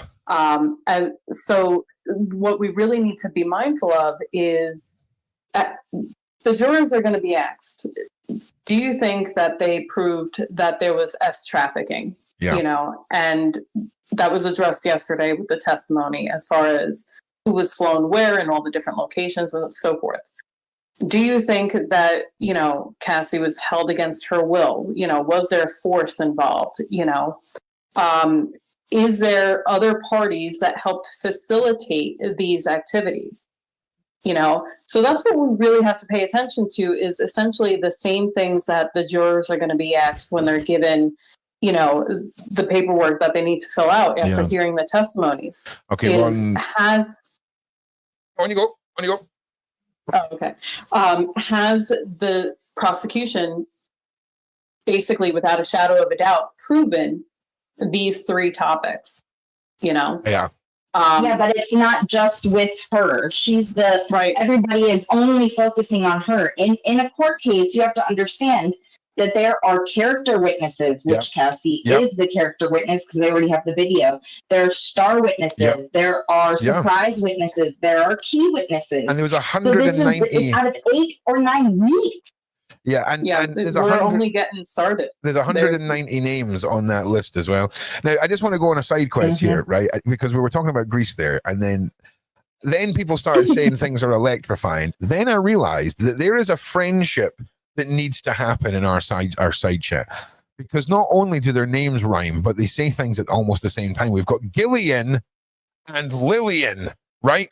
So Gillian and Lillian, you guys need to be best friends. Okay, I need weekly updates on your blossoming friendship of Gillian and Lillian. In fact, you guys should have a podcast. Okay, Gillian and Lillian. I'm just saying, man. I call it as I see it. Now, guys, give me some likes and shares. I'd really appreciate it. I'm going to go back and just check on the live tweets here, and then we'll cut back and see what is going on with the updates. We also have Asha, who's over from Australia and has touched down in my city of the Edinburgh. So once we're done, we're going to be making plans for the week here. Now, Cole messages a Freek off. Right, hang on a second. Ron's lost track. Now, you testified you told him you love him so much, make better women. Please read the... Okay, right. You testified that you told him, I love you so much, you make me a better woman. I definitely wrote those messages. You wrote, I can't wait until we have a baby of our own. You knew that we had 6 children at the time. Ventura, yes. So now these messages about freak-offs, when you say, you know, it doesn't matter to me, you mean weekend or weekday, either is fine. That's what it says. Mr. Combs says that maybe we can call Jules. Can you do it? Yes. Here's the thing as well, right? And this is going to sound pretty messed up. Some women are happy to do crazy things if they genuinely know it makes their man happy, right? And it kind of creates this separation, and a lot of people have moments in their life and people are happy to do that. When it comes to sex relations, obviously people recoil a little bit because we don't openly have these discussions as a society. You know, we might talk about how once a week your wife makes you eat vegan food, right, or something, and you know, you do it but you hate it, right? So I know there's a big difference between a plate of food and sex, but it's to give you an example of how we'll do things to please our spouse. And when you're at an early stage of a relationship, 2 years in, I mean, let's say the first 8 months were completely perfect, no craziness, whatever. And then we start leeching into these freak-offs, and there's a part of her that's happy to see him happy. And then over time, she realizes he's never goddamn happy. And it amounts to nothing. And then she realizes she's trapped in an apartment. And then she realizes she's in control of his money. And then she tries to go outside and a security guard follows her. Like, there will have been a moment where she woke up and went, holy crap. Holy crap. Because exactly. And everyone has a different tolerance for what they're willing to put up with and what they're not. Yeah. Right, Ron's ordering coffee. He's doing it. It's happening. And we're going to get that. This is also very subjective, though, isn't it? I mean, we can't have a generic idea for people dealing with DV and relationships. We are fully pulling things out our backside, basically, just so everyone who's watching understands. One thing I will say, I've been in more than my fair share of court cases. Sorry, I thought you were going to say backsides. Right, no, carry on. No, definitely not. But I've got, all I can say is if they're decent lawyers, if they know their stuff, we're not going to have a clue where they're going with this until it happens. Exactly. They will have a game plan. They will know where they're going, regardless of what answer they get to questions. So we're not going to know until it just. Right. Hang on. I forgot. I think I forgot we're going to get it. I forgot about Marky. Let me just bring Marky in for some explosive. Yeah, Marky, are you there? Yeah, I think we'll see that in the coming weeks as this builds up. You know, we're like it's been mentioned before. Right now, they're laying a foundation, and they're getting Cassie in. You know, trying to get her in and out so she can go have her baby and live her life. You know. Yeah. I just want to say to everyone in the side chat, my panel members here are not the rudest people in the world. There's definitely something going on with volumes and time delays between all of us. So if we do start talking over each other, it's not because we are rude. It's just technology. Marique, are you there? Marique, you are... Oh my God, have I muted Pam again? No, I've not. Okay. Have I muted Marique? No. Marique? I'm here. Yeah, no, Pam, you're there. That's fine. Marique, I'm going to leave you in here. Maybe you'll realize you're in here and your mic's off and you'll turn your mic off and you'll talk to us at some point. Who knows? But we'll leave you in here for a couple of minutes and we'll see what happens. Now, there is some more of this here. This was an explicit messages from you about the anticipated up-and-coming freak off. Objection. We will take a recess. If you can, like, okay, so they're on recess. Is that right? We're going to get... Okay, yeah, okay, here we go. So, depending on the attribution, yeah. Cassie Ventura has asked for a break after the defense attorney began presenting sex explicit emails between her and Sean. The jury is out for 10 minutes. Damn! This is so, honestly, I know this is people's lives, but I'm gripped. Like, this is gripping. I'm gripped to this, man. It is crazy. It's so crazy. It's crazy. Because you know it's leading up to more. Yeah. Also, somebody had said in the side chat, apologies, Chris, I meant to read out your Chris Kurz. Oh man. Honestly, there's certain ways that words are put together that I look at them and my brain just goes like, my brain is looking at your second name and it's like, there is 3 eyes in that. Why? Like, my brain is so focused on the fact that there's 3 eyes in your name. It all just falls apart in my brain. It's crazy. Pipicello. Oh yeah, I can read it, right? But it is Pipicello. I spend more time fascinating on the 3 dots above the eyes than anything else. It's my brain's broken. Anyway, Kurz is saying the government is wrecking the whole case. The freak-offs aren't illegal, and gross sex isn't a charge. Poor Cassie, nothing to do with the charges. Do you know? It's interesting you say that because a lot of people are saying the same thing on the Webernet, across social media platforms. So we kind of have to hope this is going somewhere, if that makes sense. Well, no one understands it. It's so upsetting because that's not the point. She has evidence already. They need to show someone's character, okay?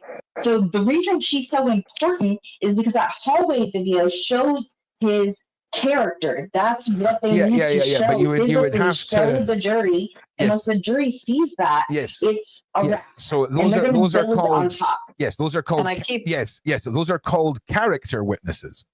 She is correct. Of which she is not. Of which she is not. She is the prime witness in the case. So you'll have character witnesses that are brought in and are declared character witnesses. So I don't know. I keep pointing out the strategy. Yeah, they brought up the transportation, the money exchange, the empty promises or benefits. This is for promised her. This is for the RICO, right? This is so everyone understands. They're building the evidence that shows that there was staff members, there was security members, there was people involved in situations that led to cars exploding, that there is evidence of an organized syndicate of criminals or a criminal activity that has Combs at the center of it. Like, sadly, the R and all of that is the lesser end of the scale for anyone involved in this from the prosecution side. It's 100% about shutting down what they allegedly believe is a criminal mastermind in the diddler. And who helped them facilitate this trafficking, quote unquote. Correct. So everyone that is reporting, what does this have to do with RICO and, and all the other charges, they're not paying attention to the evidence that they're providing during this testimony. Everyone's just so shocked by the details that Cassie is giving about her experiences that they're forgetting the structure that the feds are trying to lay down. Yeah. It's like building a house. They have to put the foundation. It takes brick by brick. They're showing a structure of essentially where these charges are relevant and how many people were involved, all his staff members that were involved in getting the money, facilitating, keeping her hostage in these events that took place, the whole nine. Yeah, well, not only that, but they're trying to show patterns as well. Because they brought up, did you hold a gun for him? When were you holding it? Were you in a club? That sounds familiar to us. They're trying to show patterns. She connects a lot, not just from the evidence of the video, but she has seen the patterns to other things. That's going to open the door for other things. Well, also as well, I think they want. I think that they want them. I think if Diddy is, if his team are convinced that they can prove that Cassie was in love and at the start things were different, I think they genuinely believe in their mind that that is going to be relevant to what occurs towards the end of the relationship and the horrors and how things can go from consensual to non-consensual. Because are we living in a world where someone's not allowed to change their mind? Even if that is just changing it, how they verbalize something. Even if inside they've not wanted to do it the whole time, but sometimes they pretended that they did. Look at Weinstein. We saw the same thing happen with Weinstein. Right. Thank you very much, Lenny. Thank you very much, mate. I appreciate you for joining the Patreon, my G. I really do. And to everybody that's on Patreon. So, Ron, can I say something? Panorama. There was also, can I just say that a lot of it does boil also down to the power that he had, that he was capable of doing so much. Oh, yeah. Like, it's not just, she was there. She spent a lot of time with him. So she's not naive. She knew things were going on. So she will have, she'll know with regards to whether, there were women being transported, like different countries or whatever, and also her being transported. I think also that they're also showing that he had a lot of power. He just needed to say to people to do this, this, and this, and it was getting done. Yep. And with her, obviously, she had all the information. Like she knows everything, really. To be fair, because she spent all them 10 years. I think she doesn't know where where the women were going or where she was going and what she was having to do. And the fact that she had no choice, there was it's the power of the threats and of course it is, having a whole, having a gun in her purse. It was just crazy. Here's another one, Pamela, right? Think about this. Yeah. So we've seen these emails where when they're conversing with each other, they're very happy. right? Yeah. Cassie has also stated that she knew it wasn't going to be a monogamous relationship because she knew it was Puff Daddy, right? So when you have these moments where he gets upset because he can't take 3 minutes out of his day, I think that is her starting to feel like she is one of the other girls. Because if you've not got time for who you say is your main girl, who are you spending your time with? So I think we're seeing snippets of that. How dare you make me feel like I'm one of your goddamn bits on the side? Okay? Because if you are the top of the pyramid in that realm with as far as Diddy and his relationships, and then you are made to feel like you are going through all of this and are still going to be treated like you're nothing, that must have been enraging for her.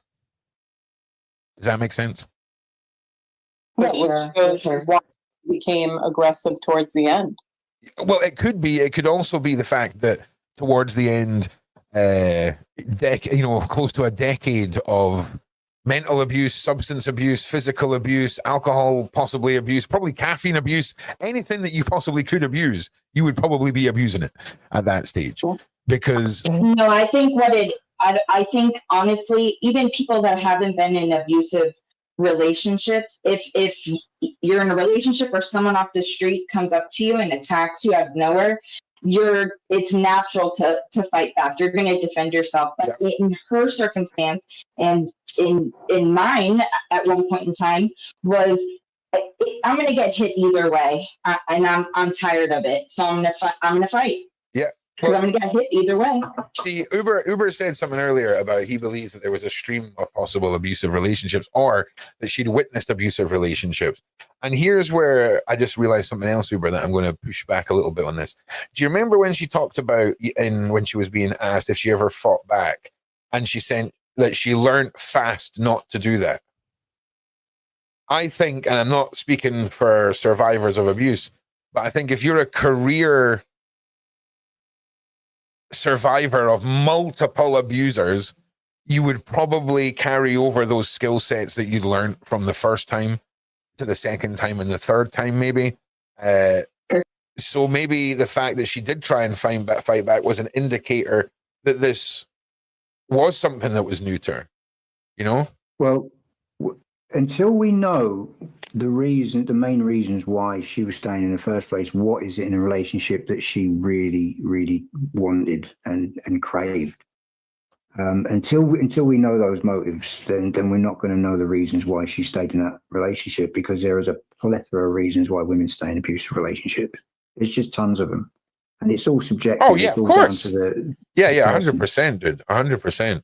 So I'm just saying I can't really speculate because I don't know enough to give you an opinion on that, bud. Yeah, no. I think we're all speculating, mate.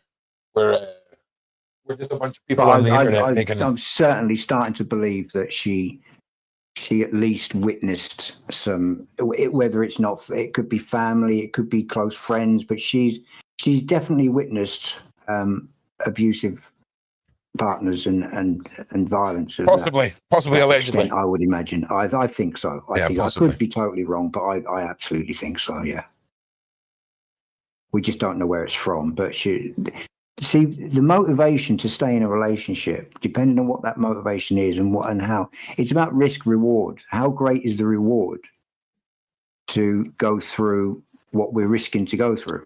We're all like that. We all make these balances in our own mind before we act. We just don't realize we do it. So the reward for being in this relationship must far outweigh, in her mind at least, the negative of getting treated the way she does.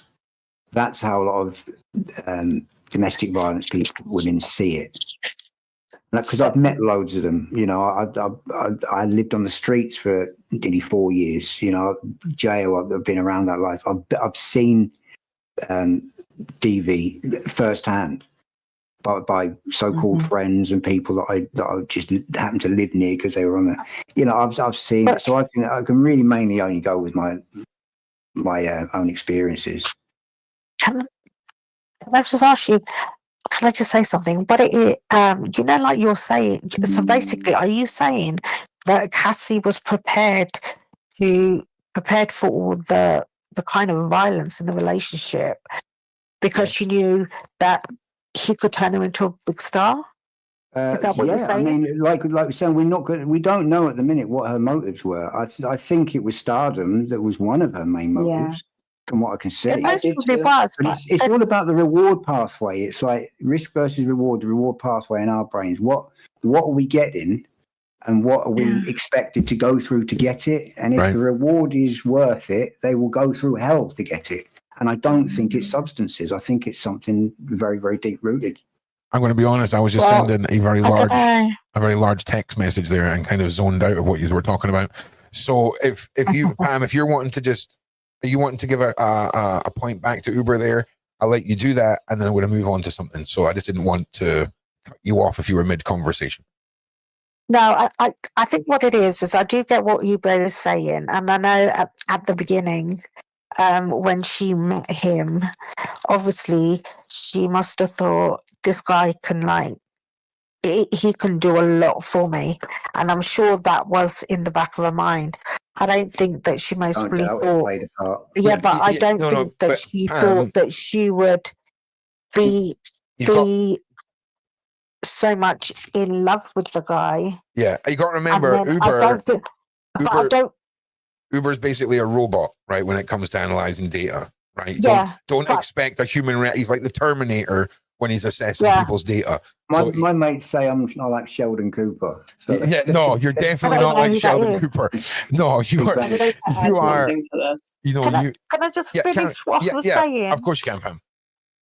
No, so basically what I'm saying is, at the beginning when she first met him, she was most probably starstruck because he was a bit like Puff Diddy. He was a big deal then, and I think like obviously he was whining and dining her. She ends up being in a relationship with him, and then she most probably thought, this is the man of my dreams, and he's also going to help me with my career. But I think when the violence started, I don't think she was thinking, okay, I'm going to tolerate this because at the end of it, I'm going to become a star. I don't agree with that. I can give you an example. Go on then. If I was in an abusive relationship, my ex-missus used to punch the living shit out of me. I used to laugh at her, but it didn't do me any favours. But anyway, I was prepared to go through that because number one, she wasn't hurting me, and number two, it meant I could see my kids. Right. So that was the reward for me until eventually I went, enough's enough. But that's just moot point. I think that's different. I'm just giving it to you. It is different because it's from a point of view, but it's still the reward. Yeah, do you know what it is? It's still the reward. Yep. The reward was I got to stay around my kids. That was the reward for me. But the point of this is to do live updates on the Diddy case, not to argue about your personal experiences. And go to I'm just giving an example because people saying they don't understand why people stay in that relationship. But I understand. It's not a conversation that's taking place in your kitchen, though. It's a podcast. So we're going to go back to just some of these live updates. Just give me 1 second, everybody. And the idea of the freak-offs where consensual is central to Sean Diddy Combs' defense. And after the mid-morning break, his defense lawyer, Anna Estivio, prompted Cassie Ventura to read very explicit messages sent between her and Combs. In these messages, which were sent on a BlackBerry device in 2009, Ventura describes giving OS in graphic terms, with the exception that this would be performed during a freak-off. Now, again, everything you guys are saying is right? We've got this controlling and coercive side. We've got the continuous attachment and going back to abusive partners for a million associated reasons, right? Like a million reasons why us on the outside of the relationship can look in and go, well, why? Why did you do this? Why did you stage? Because it's easy to do so because we've got no point of reference. But in a case like this, and we go round in circles with it all the time, we've got to remember the power dynamic. We've got to remember the fear that this man instilled in people. Keeping in mind, did he not raise somebody else's son? Did you not just like take someone's son off them and was like, mine? Like, you got to understand the levels of like crazy that is involved in this. And to sort of try and take this from an angle where we can even take our most horrible experiences in life and try and put ourselves in Cassie's positions. There's dynamics here that sadly we are too far down the pecking order to even understand exist. So it's unimaginable from a regular point of view what people go through and the abuse and the torment and the horrors. But then when you add on all of these extra pounds of weight, and then it starts to get into, well, you know, if Sally and Jim down the road are in a DV relationship and, you know, Big Jim is threatening Sally to take her life away, but Diddy's doing the same. The budget and the ability to go through and make those things happen without having any consequences are very, very real, you know? And it's a mindset that must have been, I'll tell you something, that was probably a big part of what she wanted to forget as well. A numbness from the real guy that spent his life doing this to women. Oh, yeah. You know what? Not even just, oh, yeah, specifically. But here's the thing, Uber, right? And ladies as well.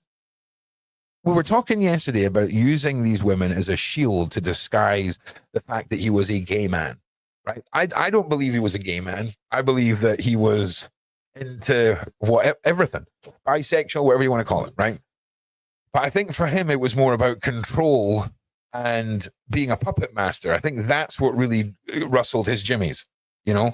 Absolutely. I 100% believe that. And I don't believe he was actually gay. No, I mean, he obviously helped them out when they were short-staffed, but, you know, he was with women, so. I think he was pushing the envelope to see just how much he could get away with and how much he could control people. I think you're right about that, Ron. Oh, yeah. Well, it's not even, no, I think he's, by this point, by the time we're in the end of Cassie's relationship, he is way beyond the point of he's realized he can control. He is like, he's going down to his creepy basement and like making sure all the labels on his videotapes are like perfectly lined up on his shelves. And he knows where everything, metaphorically speaking, of course. But you know what I'm saying? I really feel like his empire was his hard drives, okay? Because if you've got an army and an unlimited budget, or you're the ruler of a country, and all I need is a flash drive to control you, tell me how you're not the most dangerous man on the planet at that point. He is, yeah. I mean, that's extortion. Oh, his whole empire is built on extortion. Yeah, and I tell you what, it's classic. It's not even a new thing, people. This has been around since the cavemen. Do you know what I'm saying? Proper has been around since the dawn of time. It's just budget, reach, and power, and this modern idea of fame, our online worship of celebrities who project these false deity impressions to us all. And I've said it once, I'll say it again. There's very little difference between the actions taken between sitting down in a place of worship, looking upon your deity and projecting positive affirmations, as there is in sitting down at your computer, opening up Instagram and doing the same projections of affirmations towards celebrities through their online imageries and social media. Tell me where the difference is. Because modern worship has shifted. It has shifted into a place where atheism seems to be rife, but celebrity and influencer worship has taken over the minds of so many. And we are seeing something happening right now in the UK that I'm going to start talking about this week. And Uber, you might want to hold on to your pants for this one, because I think I've figured out exactly why these boats are coming over. Okay. Did you know that we are in we are standing in the same country as a new prophet, Uber? Huh? Did you know that the Savior has returned to save us all? Did you know this? What? Jimi Hendrix has come back? What? No. Have you not heard about Maddie? Have you not heard about Maddie? No. Oh, yeah. What about it? Go on. Maddie, yeah. Oh, Maddie has come back to save us all. We are seeing the uprising of a very dangerous cult that plans to run the streets red with rivers of blood. And it's a religion, Ron. It's something. You've been reading the Bible. It's something. Nah. We're going to be talking about why have all these holy books always got some real party going on, like rivers of blood and you know, such a lovely read by the sound of it. Man. we're gonna go into this one, man. I'm telling you, like, because this guy is bonkers, proper mega ultra bonkers, and he thinks he's God, does he? Oh no, he's beyond. No, he is. I'm not even going to paraphrase. You wait until I present it all to you, because it is beyond me being able to recall it all. But no, he believes that he's a walking prophet, and everyone should be who joins his service should be following in his legion. Hey, is this the Tate brothers? No. The Tate brothers. No, this is a man. No, this is a man who genuinely. And I tell you what, I won't make his wait long. I'll get this. Now. In fact, this is what we might talk about later. We might talk about this later tonight, actually, because we can only do. Oh, Cheyenne Blue is waiting up here as well. We'll drag you in here. Why not? Let's just have a chaos panel day today. He's a nutcase. Yin Yang knows what I'm talking about. But Yin Yang, isn't it a bit weird that we have this living prophet in the UK where the police seem to have a very strong opinion on what demographic of people they will apply laws to, in a world where we have now seen fires starting in the properties of our Prime Minister, where he used to live before 10 Downing Street? We have got investigations into grooming gangs that make the current government look like an absolute embarrassment, and the previous one they look like they need to go up for legal consequences.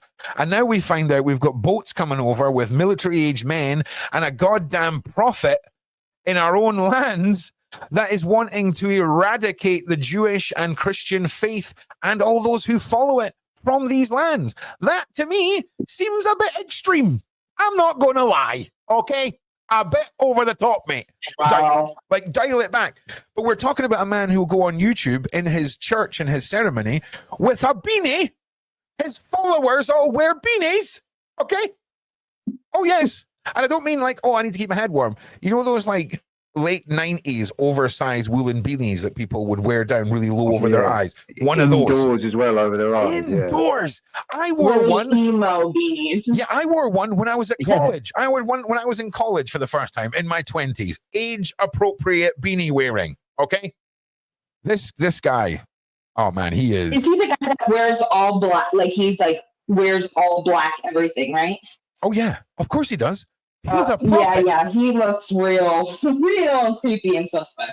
Oh, he can look creepy and suspect. I actually fair play, because he's so convicted. He's so convinced, and all of his followers are so convinced that everything he's saying is real, that if you're willing to go full cliche and wear a beanie and all black, like, I respect that. That's the only part of his game that I actually respect, is how cliche he looks in his entire outfit, right? Yeah, but the thing is, a modern day God. I think Balaclava would look better. Oh, no. If you're going to have a cult, you need to go full cliche. You got to have the robe, and if you're going to have any hallways, have to be lit by those sticks that are on fire. Do you know what I'm saying? Like, you have to go full. All the walls need to be wet for some reason, right? And like the fire glistens off the damp. I don't make the rules. That's just how it goes. Now we're going to cut back to some more updates here. 1 second. I'm just saying. After a 10 minutes, okay. I really want to look inside your head for a couple of seconds to see what's going on. Nah, you have no idea. I've got 2 coffees that are on the way. Well, I'd probably need trauma counseling afterwards. There's nothing traumatic in my head. Freaking map to get that out. No, it's just on one side of my brain, you've got like bunny rabbits and like kittens and puppies all playing in a spring sunny day in a field together. And on the other side of my brain, there's the opposite of that. It's black. It's not just black. Nah, I'm saying the black is great though. Like complete and utter darkness. It is just so comforting. But you know what else is nice? Sitting in the sun. It's very slim and black is. Right? As long as we're all in pitch black, I look great. Right? If we are all stood in a room with no light, I've definitely got the black is very slimming. If none of you can see me. Right. Ron's gone off topic. Ron just needs to get it out sometimes. It's because there's no updates here. That was all. I did check for the updates. There was no updates. So I continued with what was my line of nonsense. We're now going to go back. When I say line of nonsense, I mean my line of discussion, before anybody starts. So this is what, 8 to 10 week? Yeah, 8 to 10 they're weeks. expecting this to go until July. Week 6, I reckon it's going to just absolutely explode. Oh man, it better happen. See if if nothing kicks off till week 6 is your fault. All right, no, so it's they're back. The lawyers, because that's how they work. All right, they're back. You may proceed, Miss Ventura. This is from Mr. Combs to you. You respond with an extremely explicit message, right? Yes. This is 2 days after the planning of a freak off, right? Yes. He said, I want to see. How did you reply? I can't wait either. You wrote, I feel like I want to F you. Or I want to F right. You wrote, I feel like I want to F right. That's what it says. Mr. Combs says, I'm so morny, I can't concentrate. What do you say? That I'll go to Duane Reid for candles and then set up the room. Did you understand that he was going to take another video of you? Objection, speculation. You can move on.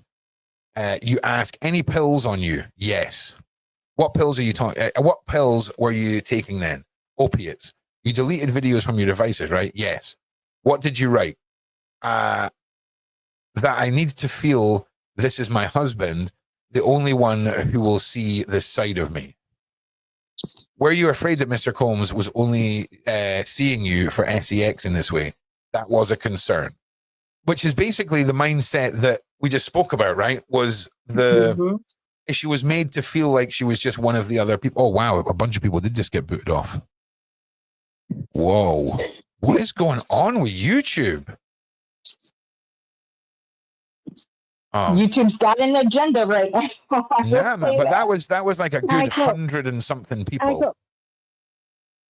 I got shot to adverts a minute ago, which doesn't usually happen on a live. Yeah. It's not just y'all's channel, though. It's like everybody that's been reporting on this. I've been on other channels and been kicked off as well. Okay, good. Is that not the good? internet is interneting. Right. So yeah, I agree. I mean, as long as it's everybody, we can live with that. As long as it's not just another Sean Atwood situation. Okay. Anyway, so I was concerned. You still were not public in your relationship with him, correct? Were freak offs important? Integral. Thank you. Integral to us. That word always gets me to integral to us. I don't know if that's the right way she should have answered that. It wasn't the right way for her to answer that. But I think she was meaning that was a big part of them. If they didn't have that, they didn't have anything. Yeah. Uber, you wanted to just respond there and then we'll cut to Stacey as well. No, I couldn't see where you were looking, but I can now. Yeah, there's a strange answer in it. Yeah. Integral to us. I mean, it just seems that the freak off thing was integral. I mean, it, like she says. Well, do you think when she says integral? It was the only time she was close to him. Yeah. Yeah, but I do agree. I think it does her more damage, to be honest with you, answering like that. Stacey, what do you think? I think this goes back to, what I've been saying about the breadcrumbing and her just dying to do anything to have time with him. Yep. No, I think you're right. You still there, Stacey? Yeah. I was wrong as well, by the way. Somebody said that there could be addiction, but now she says they're opiates. I think that absolutely could be addiction. So I do apologise to whoever come up with that earlier. Yeah, Not only that, when you're taking such a volume of drugs as well, especially if cocaine and things are involved, then you get session depression, which means that your whole mindset is constantly out of whack and super depressed and everything due to the amount of drugs that you're taking. And because they're taking so many on a regular basis, your mindset and emotions are never going to be the same. She said she would have to use drugs every time they did one of these sessions. And she said it was often. Yeah. So, yeah.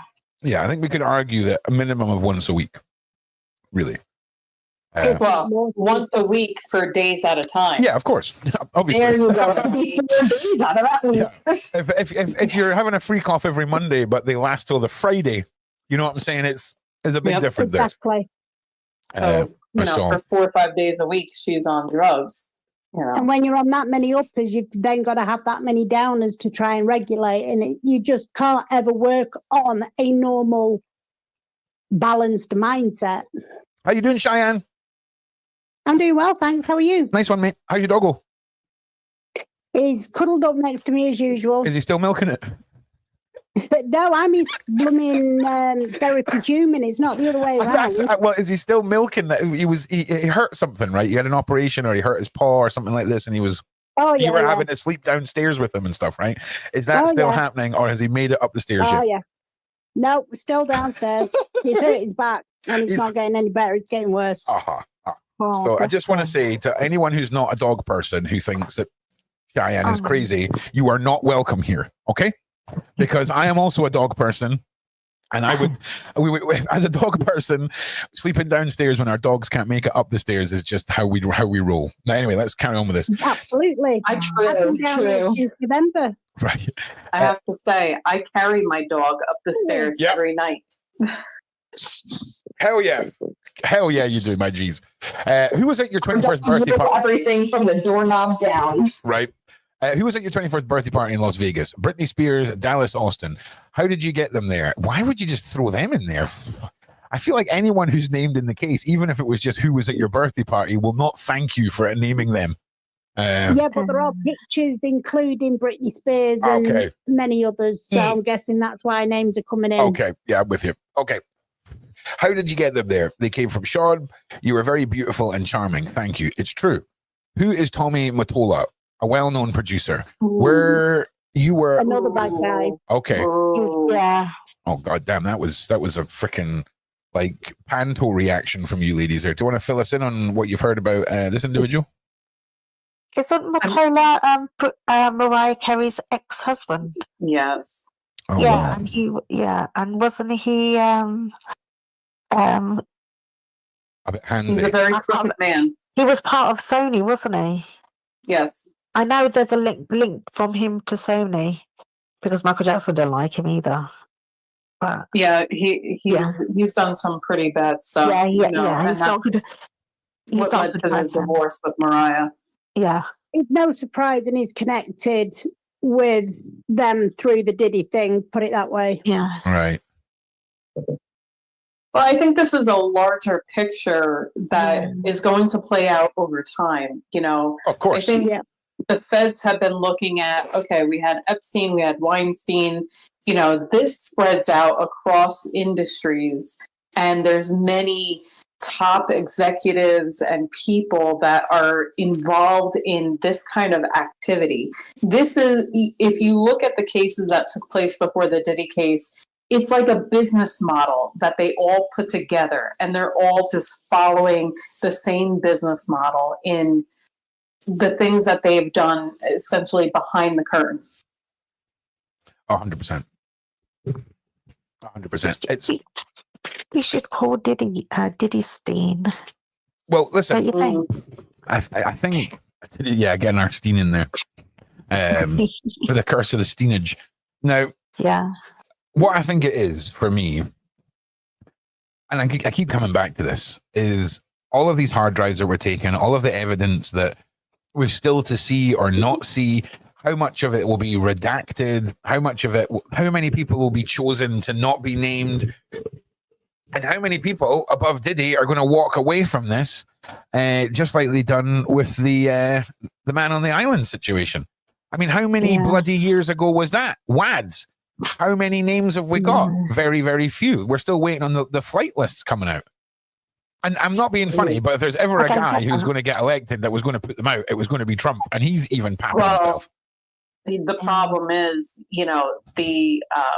there's a lot for them to filter through and to sort out, in the back end of things. And it's taken a while for them to do it.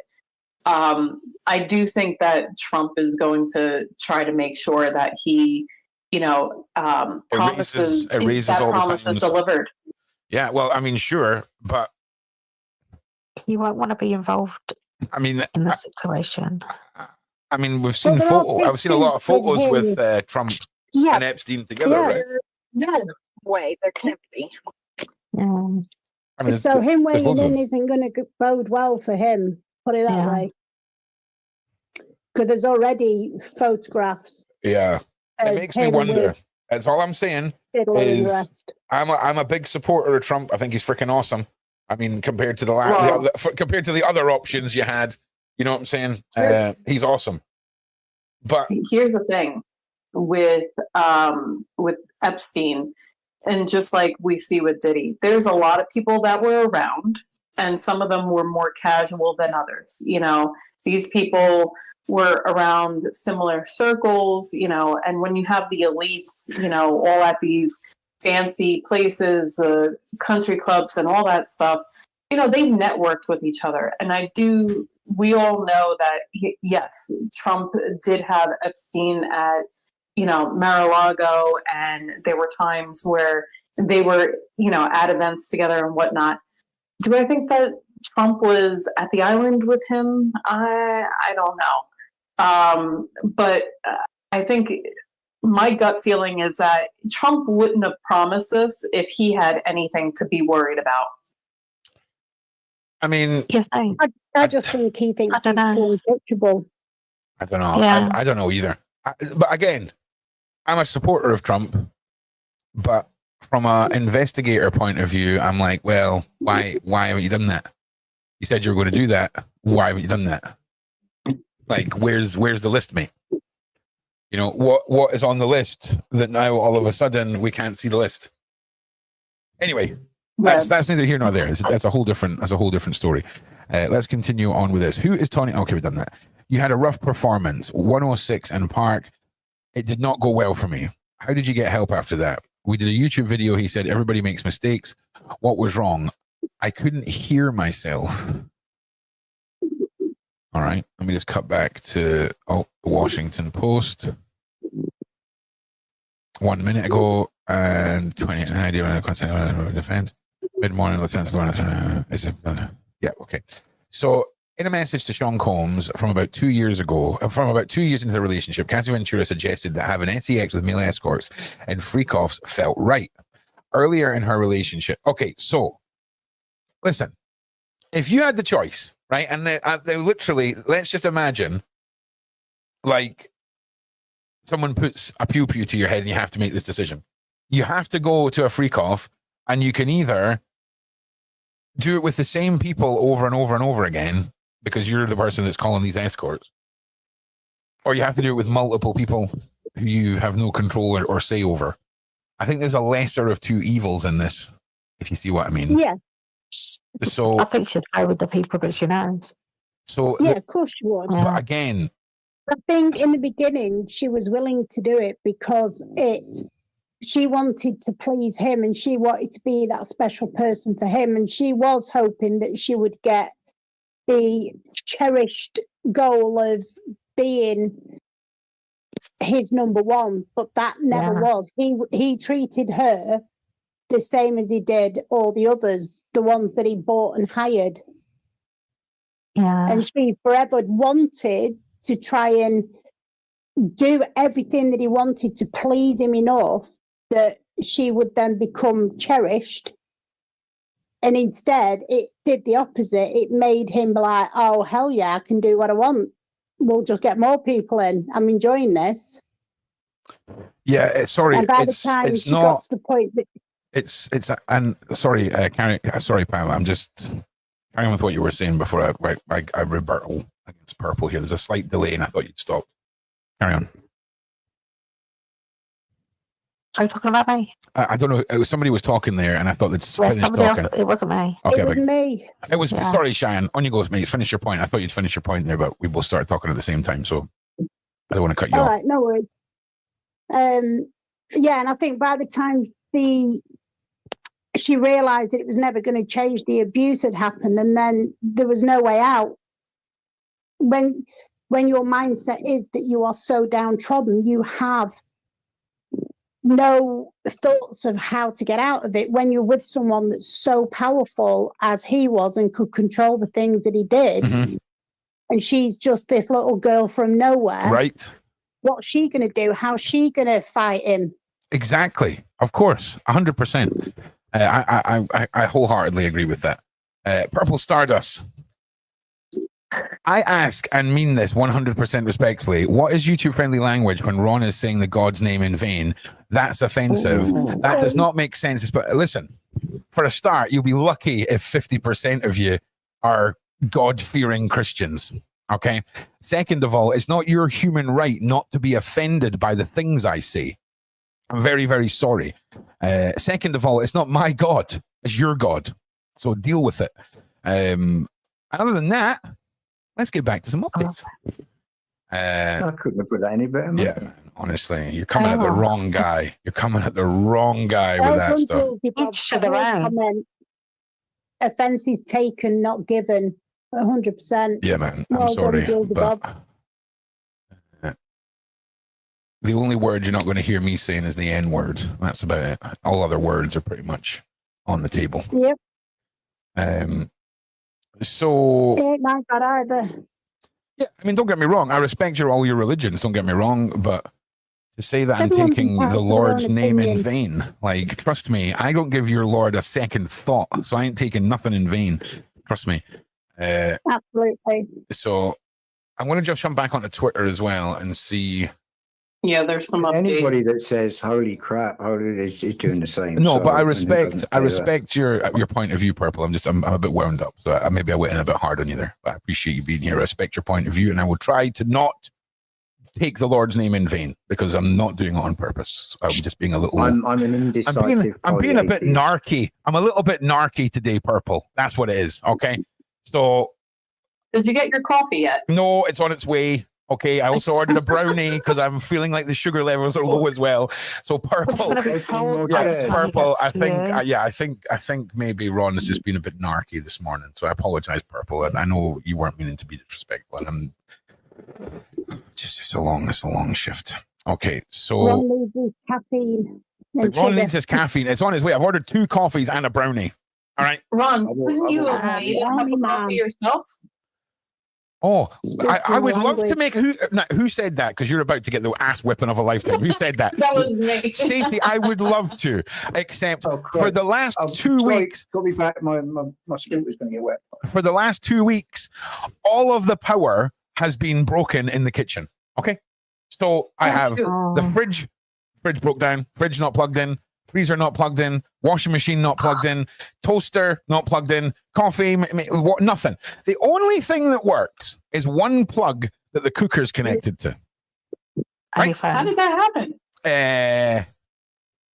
The universe went off. Okay, so you're enjoying life too much right now. Slap him with that. Nah, sadly, what I think has happened is like a mouse or something is chewed through a cable. Because there's 2 electricians have been out. They've basically fixed it. And then half an hour later, it just trips. Run a cable, Ron. Okay, yin yang. We're gonna start splitting hairs. Okay. So Ron did that, but then almost killed himself on the cable. Right. So I've got one extension cord that I can have the fridge plugged into permanently, but I can't then live stream because I need the extension to plug stuff into. Or yeah, anyway, listen, all I'm saying is there's never a simple reason in Ron's life. Ron would love to just make a coffee. He'd love to do that. But other than boiling... sounds like there's never a dull moment in your life. Yeah. Because you want to live a life with no power and physically being assaulted in the rear end by chairs on a daily basis and being known as the serial killer of office furniture. All right. Okay. Let's get on with these. I just want to scroll back to make sure we get the update. I need to also do this. My ear doesn't look like this. Okay. Well, I just need to answer that question with regard to your electricity issues. Yeah. Marika, who came on the live before. Yeah. She was driving a car, and when she connected to the live, all the electrics in her car completely cut out.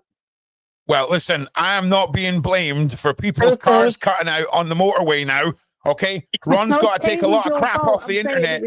But if anyone is driving an electric car and you turn on the podcast and suddenly there's no power and there's a 40-car pileup, that is not Ron's fault.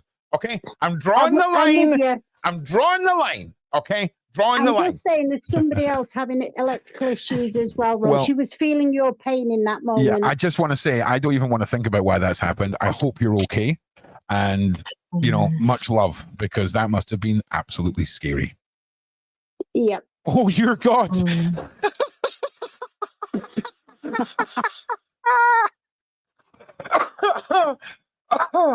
That's a funny one. That's a funny one. Right. We're doing the updates. Right. So, where did we get to? Okay, we got to here. You had a rough performance. Yep. You were dating Miss Leslie. How much older than you was she? Wait.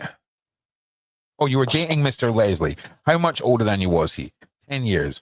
Then you traveled to Miami with Mr. Combs. The flyer of the event was just a cover to spend times with Mr. Combs, right? That's true. You had a tattoo of Mr. Leslie's initials on your body, right? Yes. How many tattoos did you have then? Objection, relevance, overruled. But let's keep it moving. 3. One of them on your arm. No regrets. Combs taught you how to do, oh, God, just, God. Combs taught you to do oral S. He did. Look at this. Tell me when you're ready. Can you read it? You can read it. It's making me laugh. It's from 2007. You wrote, I feel protected. You are sweet. You wrote, I mean, is this not, I mean, are they trying to play out a really intricate, like, evidence of love bombing and grooming here or what? Because it's so textbook. This is early on. Yeah, man. You wrote, I see that Carrie is better fitting for you. I'm hurt that you think I'm malicious. You're very important to me. X. Cass. Oh, Cass, right. Ventura laughs. What are you trying to convey? It's like a journal entry. You discussed Carrie Morgan. Did you think Mr. Combs is attracted to her? There was a point in the very beginning. Did that complication carry on in your relationship? Not really. Carrie was just always with us. Damn. I'm just going to go and check outside for the coffee man. I'm a bit concerned that I'm not going to hear him, and I'll be back in just 1 second. Stacey and Uber, you guys want to just guide everybody for a couple of minutes, and I'll be right back. Sure. I wonder, I don't know if, I haven't heard about this Carrie Morgan person. So I'm a little curious as to the extent of that relationship. I'm just going to do a Google while we're waiting.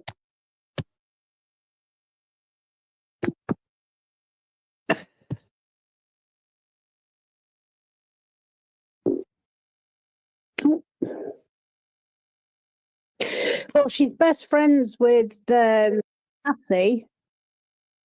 Okay. Continues to reveal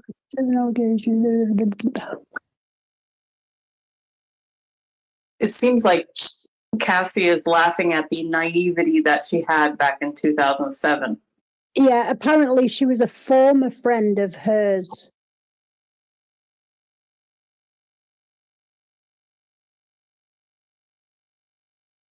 But I mean, he was basically cheating on Cassie anyway, with mostly lots of women, including maybe this Kerry. Probably wouldn't anger at her, which gave a concussion. Gosh. That was my thought is, to what extent was she involved? Was there some kind of, group dynamic that she was always with them, as Cassie stated in the testimony? So let's see if there's another. I'm going to check for an update myself. Per legal documents, the incident led to a settlement between Diddy and Morgan. Further, Cassie paid additional money in the hopes of resolving the dispute between her close friend and her abusive and controlling boyfriend. And that the relationship between the two women became strained. Yeah, probably from jealousy. All right. So they talked about Cassie being involved with a music producer prior to being involved with Diddy. who was so significantly older than her. Yeah, was that not Tommy Mottola that we've already discussed? No, Ryan Leslie. Oh, right. Who's Brian Leslie? Sorry. That was He was the music producer. yeah, that was the first producer before Diddy. Okay, got you. Right, the coffee is here. Because she did have one song out then, didn't she? Why did you leave him then? Before she knew Diddy, and obviously Diddy had seen her video, and that's where when he decided that he wanted to get to know her. Yeah, 100%. Has she given a reason for leaving her original producer? Yes, because she got infatuated with Diddy. Yeah, Right, okay, yeah, that makes sense. Controlling it. That's why she signed a 10 record deal, but only released one because Diddy would not give any authorization on any of the others that she wrote. Correct. Because it wasn't really about that. There's never going to be 10 albums, obviously. Oh, it's crazy. Hold on. Here's some more juicy details. In a 2007 email being shown to the court, Ventura described herself as sneaky for cheating on Leslie with Combs. The defense may be trying to show that Ventura was not sexually inexperienced when she began dating Combs, contrary to some of her previous testimonies, as well as prosecutors' suggestion that Combs groomed her sexually from the time she was 19. But that's completely irrelevant what her past relationship is. Like when she's getting her head booted off her shoulders. Correct. Correct. Absolutely. That's just their take on the situation. It doesn't make it true. It's them trying to break down her, what they call it, her character. Oh, that's it. I mean, she cheated. Well, yeah. You know, their whole point is going to be. Their whole point is going to be a character assassination. That's their best defense. If they can make her look bad, then they can take some of the weight of her evidence off. So of course they're going to go to any given length that they have to try and get that. They only need that little shred of doubt. They only need to put that little tiny seed. That's only temporary. When we start seeing witnesses that corroborate the same situation and the same story, then that'll all go away. That defense will disappear so quickly. Do you know what's crazy? Do you know what's crazy, right? It's how dirty the defense have to be in a case like this when somebody is being accused of R or any kind of offense like this. If you're the person who's defending the person who's being accused, like, for example, you feel really icky when you think about it, right? When we think about this poor woman being cross-examined, right? I couldn't do it. But here's the thing. Yeah. If she was accusing one of my kids of that, I'd have no problem dishing her entire history everywhere. I'd be, look at this, look at the skirt she's wearing, look what she's doing then. We would all do it. Every single one of us. Doesn't matter. Because it is the points they are making are relevant when you're trying to win an argument. And I'm sorry to make that sound horrible. They're not relevant to whether or not you deserved it to happen, but as a weaponizable bit of context or narrative, they are unreal. And it's sickening to think how many victims go through court and have to be dragged for every single instance like this. But I can totally see from the defense's point of view how they're just it's relevant. Yeah, it's the only this is thing why that they got. This is why there was such a great point that was made by someone earlier when they said this is probably one of the reasons why people don't come forward, because they know what to expect in court. Absolutely. And I think they're 100% right.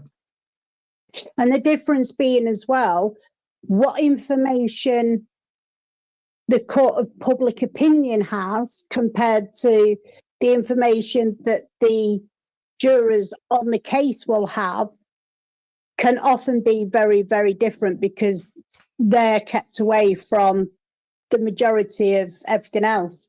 Yeah. Actually, I fully agree with you, Purple. I believe that words like Jesus, Christianity, the Pope, and the Vatican should be lumped in with words like R and shouldn't be allowed to be said. So I think I support your mission to make sure that all words that people find offensive like that are eradicated, because my word that several tens of millions of dollars that were paid out in LA as the actions of various members of that religion was outstanding. It was unbelievable. Still on the run as well. It's just unreal. So it's not us that don't want you to say our word. It's YouTube that doesn't want you to say our word. Yeah.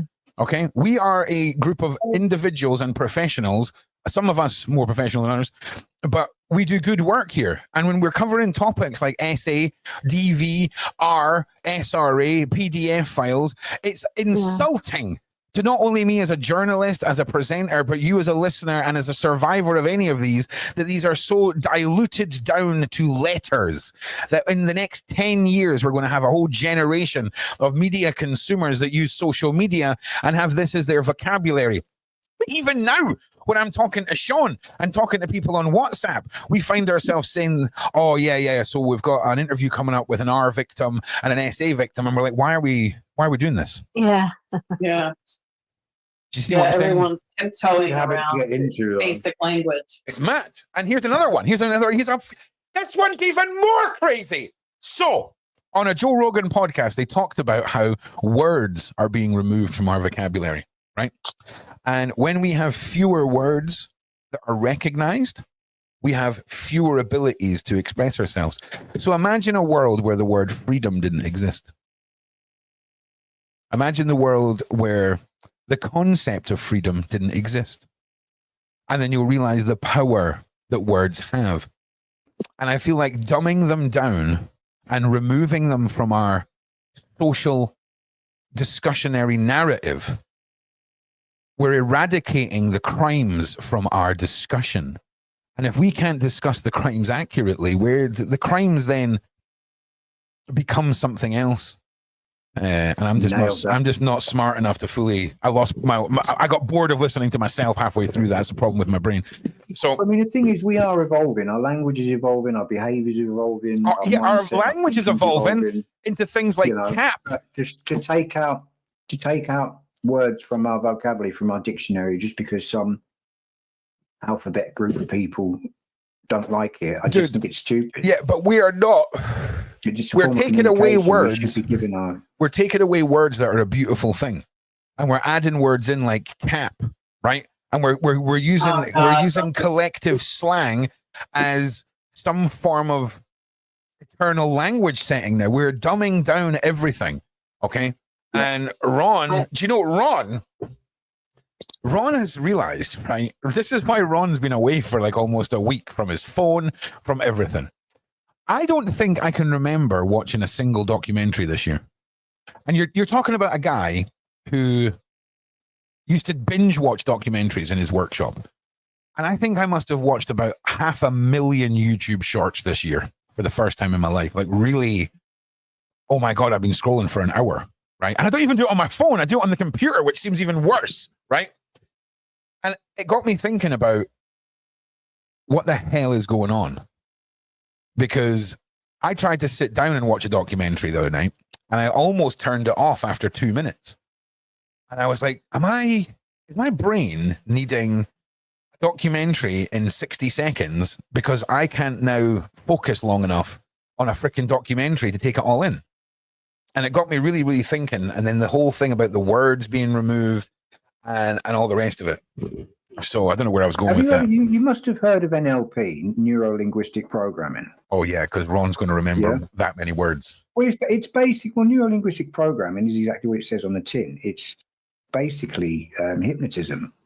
Okay. So if anybody wants to debate or doubt the power of spoken word, just watch somebody being hypnotized. That's how powerful the spoken word is. I can agree. I can agree there 100,000,000%, because I've argued that that's what celebrities, music videos, culture, icons, logos, all of it have been used for a long time. Advertising companies. Subliminal messages and stuff. That's what it is. Right. Well, they stopped that in the 50s. You remember, you used to I wasn't around in the 50s, but back in the 50s, 40s, 50s and 60s, I think you'd go to a cinema and you'd be watching the film, and then in just a split second, a picture of, like, say, a popular fizzy drink popcorn would come up.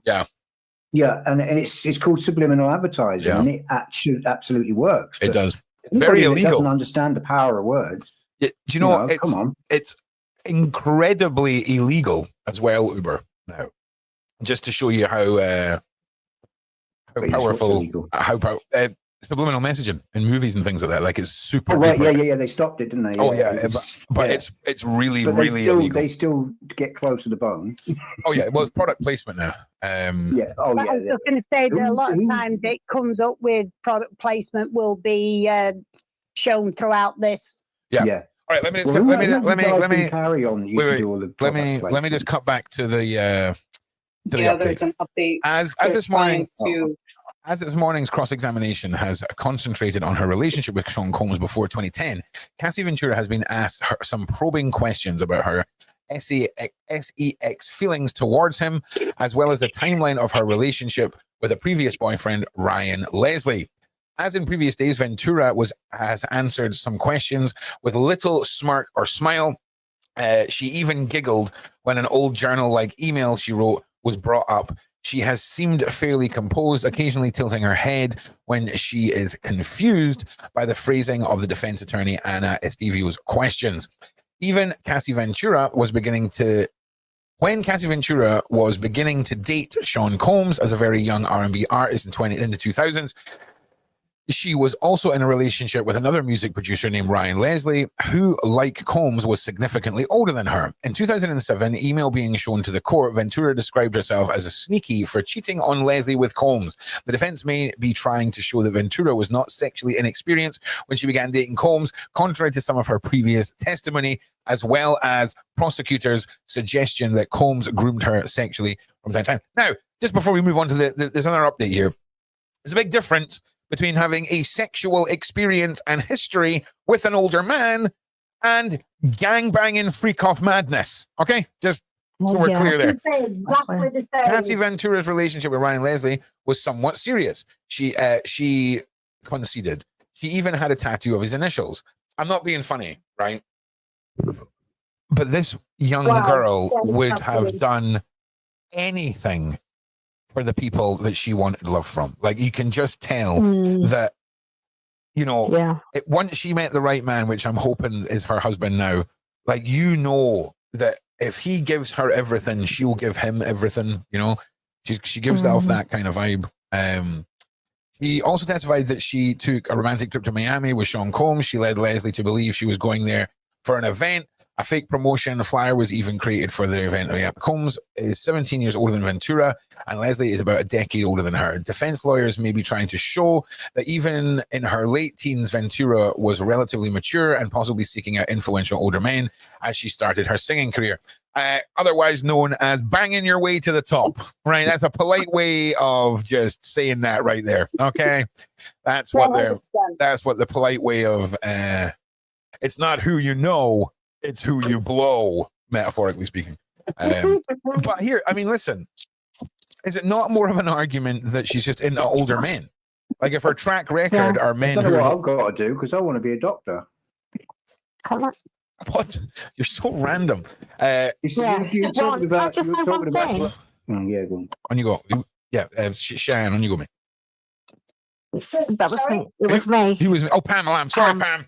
Yeah. No, but have you noticed, like, these two people that she had relationships with, they were the producers. Yep.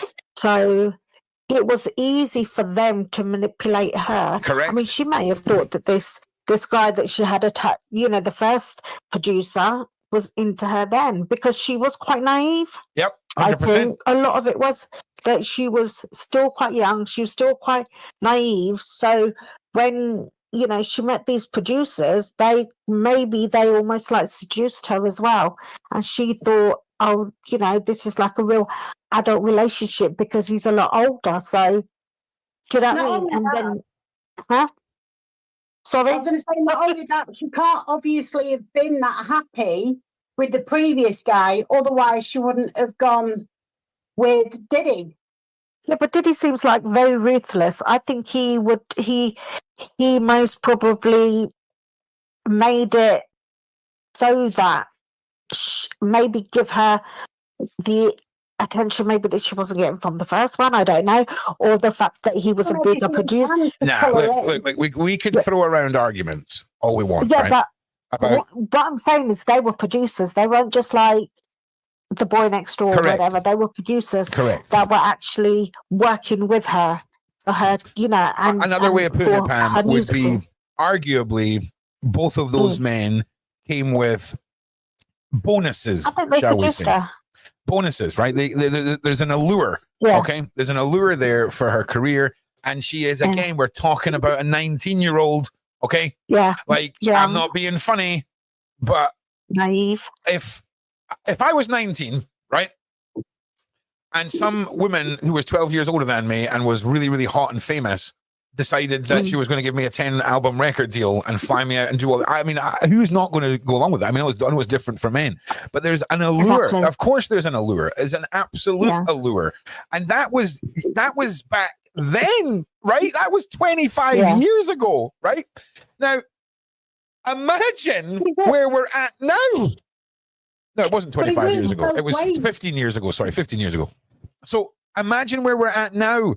Imagine where we're at now, where a 16, 17, 18, 19-year-old can look at a number under a name on an Instagram account and have the same power over them as somebody like a Diddy. This is what we all need to be remembering here. Yeah. That's it. Diddy had more power. But Diddy had more power. But what I'm saying now is in 2025, you've got young individuals like up-and-coming Cassies who it's no longer Hollywood where the dangers only lie. Okay, when we have individuals who, if you've got 60, 70, 100,000 on Instagram, like you've got some power when it comes to people who want to be up and coming influencers. And the same with YouTube, the same with fruit selling, baby. If I've got all the fruit and you want the fruit, I've got all the power. Okay. It's just the dynamic. Okay. But when we talk about industries that have glitz and glamour and fame and fortune, that's where corruption, perversion, and when you have all the money in the world, trust me, no one's getting paid off. No one's doing anything. It's power, it's blackmail, and it is that lifestyle. I'm telling you, man, these guys sit and they watch Scarface alone in their underpants, in their massive chairs, because they've been awake for 4 days, just decompressing, going, yes, I want the power, yes. How does Scarface end, my guy? How does it end? Terribly. Okay. Don't get me wrong. I can't imagine Tony Montana felt any of the pain from his last dying moments after he slammed his head into that large pile of shim-shamaram and then went out guns blazing with a 60 mil grenade launcher under an M16. You know what I'm saying? Run.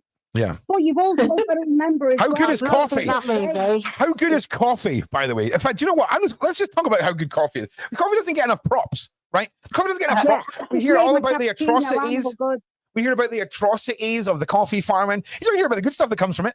Okay, like words per minute that you can say. Right? No one says it. Okay, anyway, sorry, back to the point. On you go, ladies. Be compressed. Okay. We do have another update. Okay, thank you.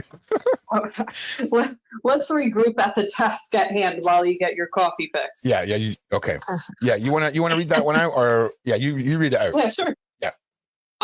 So there was a prior update which I don't think you touched upon, where they were having Cassie read emails that showed open communication between her and Combs, where she said it was usually one-way street, where she would send messages about how she was feeling, and usually, he wouldn't reciprocate those messages. In one email, Cassie said, "We've only really had 1 week of each other just together, and I can say it's been the best and the worst." She wrote about things she liked about Combs and dreaming of a beautiful future together. Now, look at that young, naive. That's limerence. That's young love, infatuation. You had 1 week with this guy. You had 1 week with this guy, and you're saying, you're dreaming of a beautiful future together. And she said in court, "Who knew I'd fall so fast?" She wrote about some negative feelings she had about the relationship and indicated she felt that her friend may be better suited for Combs. Quote, "It's hard for me to handle that. On the other hand, you're constantly weary of me. I'm sneaky. I never seem to make the right decisions to you. I'm a spoiled brat. I'm dramatic, disrespectful, and for some reason, you just don't trust me. The next update, they talk about the swinger lifestyle. Cassie confirmed that she and her then boyfriend Diddy had conversations about swingers lifestyle, and eventually she saw it in person at the S clubs that they went to. The defense attorney asked if the freak-offs were related to the swinger lifestyle. Cassie responded, related in an sexual way, yeah, but they are very different. And there's another update. Wow, it's really coming in. Cassie testified she didn't want to remember any of Diddy's employees walking in while they were having a freak off, and she said she never talked to any of the staff about them. She said she definitely didn't want his employees to know about it. Ventura said Combs' assistants would often set up the hotel rooms before a freak off, and they would at times come in a hotel room where they were staying there. See, here we go, talking about the organization, all the employees that were involved. But she added she doesn't have a specific recollection of a staff member in the room when they were actively involved in a freak-off. Ventura acknowledged that she never told her friends about the freak-offs as well. So something she was obviously very shameful of, as I could understand. That's, even in her cross, there's, statements about other people being involved, facilitating this stuff. They can't work their way around that. As Greg Hartley says, the organism doing what got the organism there. Yeah, I mean, we're going to see this the introduction and the slow building of this network of individuals that, if you remove them from the Diddy sphere, Diddy could not have conducted what he was doing. And I think that has to be the main argument for RICO, that if all of these people were removed from the situation, especially when we're talking about illegal activity being conducted, coercion, assisted abductions, kidnappings, or whatever you want to boil it down to, I think that's what we're going to start seeing happening. Because there's another update already. Oh my goodness! Are you getting these off Twitter? These ones? No, Washington Post and CNN. Washington Post and CNN. Yeah, I'm on the Washington Post one. Just now. Okay, here we go. I'll read this one. Okay, I got this one. The defense confronted. Oh, hang on a second. The defense confronted Cassie Ventura with messages she sent to Con Holmes about particularly enjoying a portion of the freak-off where she had sex with a male escort. I like those times, Ventura wrote. I love it when we make love after the last time was so good. Messages like these could support the defense's argument that Ventura consulted to all of her sex activities with Combs, including freak-offs, group sex sessions, and prosecutors contend she was coerced into. The defense might also suggest that the jury that Ventura changed her attitude about the freak-offs when she saw an opportunity for a payday. Yesterday, Ventura testified that Combs paid her $20 million to drop the SA lawsuit she filed in 2023 after years after they broke up. The defense concedes that Combs physically abused Ventura on multiple occasions, but argue that he is not being charged with DV and that violent relationship is not evidence for the government's sex transportation charges. I mean, listen, not to be a complete DICK here, right? But at this point, I mean, you can see their point, right? I mean, you can see their point. I mean, I'm not saying that's right, but you can see why they're arguing this. Sure, I can understand why they're arguing, but I don't think that it's a good one. No. We have proof of payment, proof of transportation, proof of her being held captive in these sessions. I mean, there it is, right? That black and white. Do you think it's important to show the narrative switch? Because I feel like the prosecution are doing a good job of laying down when things were good. But it doesn't take a genius to work out that you would then just be laying out she's already laid out when it wasn't. So why is it so prevalent or hard for someone to understand that in a decade-long relationship, the start, it's not going to start and end in the same way, like many relationships don't.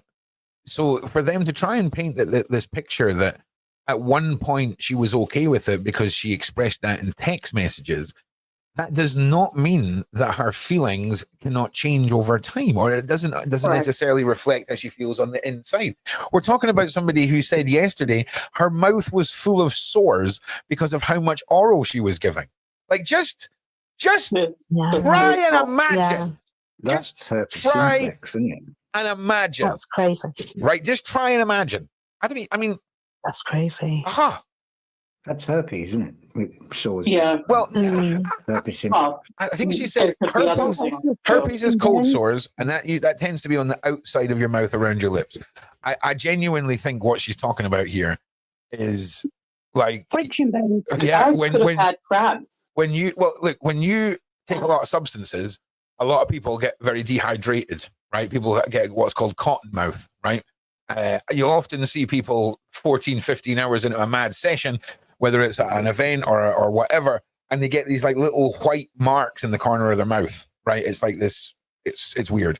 And you have to wonder if that is a factor when it comes to the blistering and the friction. That is, do you know, it's one of those facts that nobody's thinking, no one's thinking about that until you hear a harrowing case. Like, we could have all lived the whole of the rest of our lives, right, not knowing about friction-based oral mouth blisters. Yeah. We could have all died without knowing that and lived happy lives. Yeah. But it's not until something like this happens that you realize what people go through.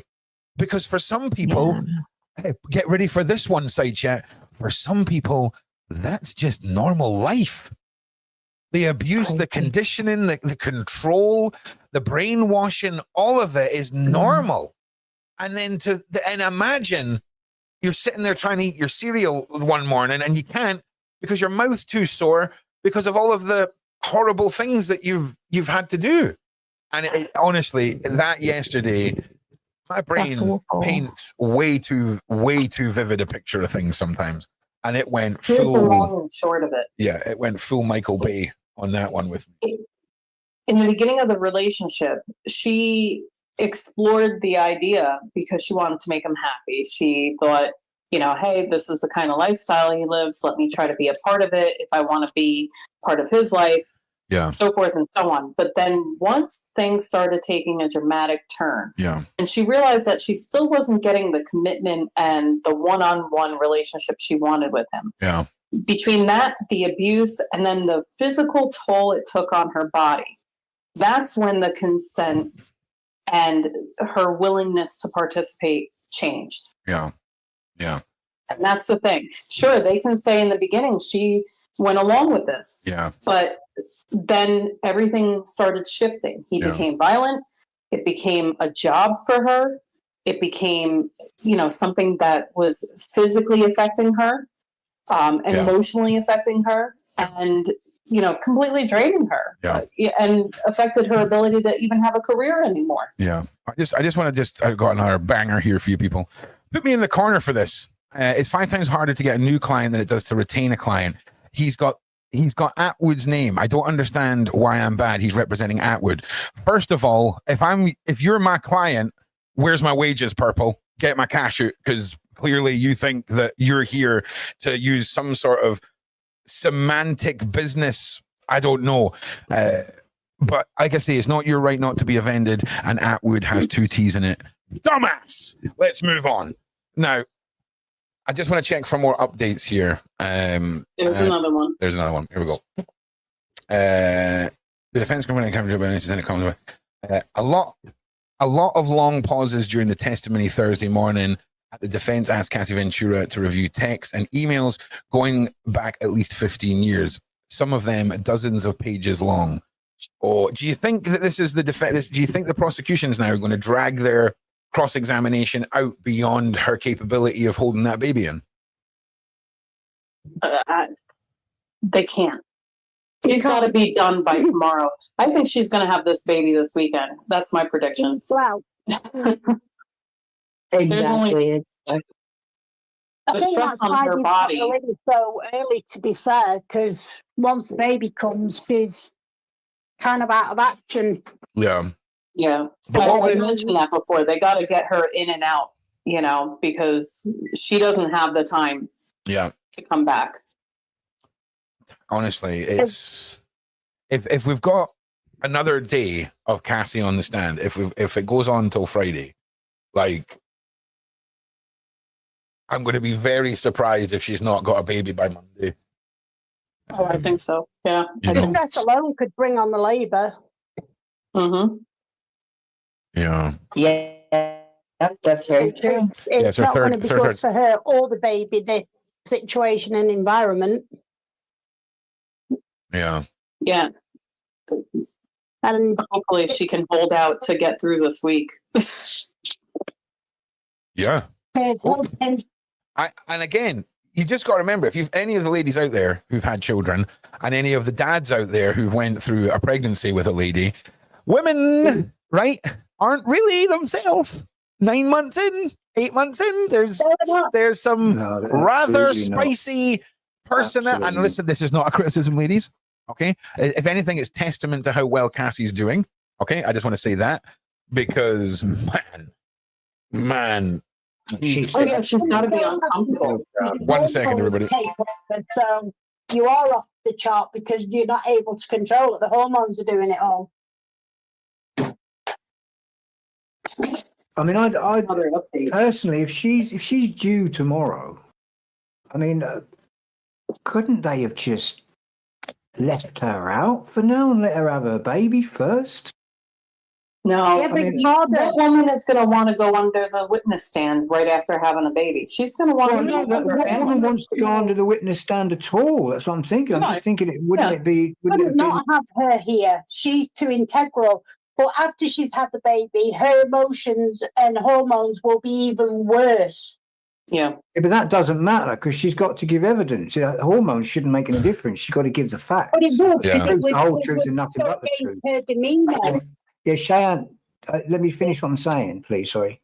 The Sorry. hormones shouldn't be making a difference because all she has to do is give evidence, the truth, the whole truth, and nothing but the truth.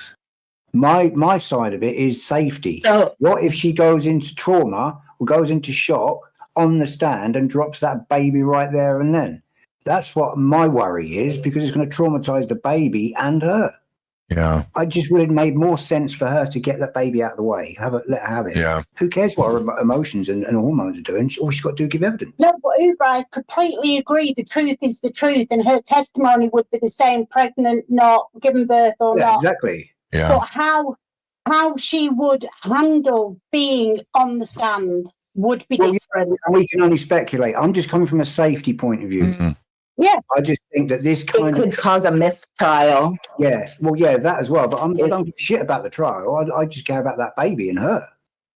Absolutely. I'm just coming from a Yeah. safety point of view and They nothing else. probably all worked it out the best way possible, and I'm quite sure she will have had a team that have discussed everything with her and checked into. Oh, of course, everything. yeah, and they probably, it has to be legally sound, right? So Yeah. she's got to say, they surely would say to her, "Do you feel ready to take the stand?"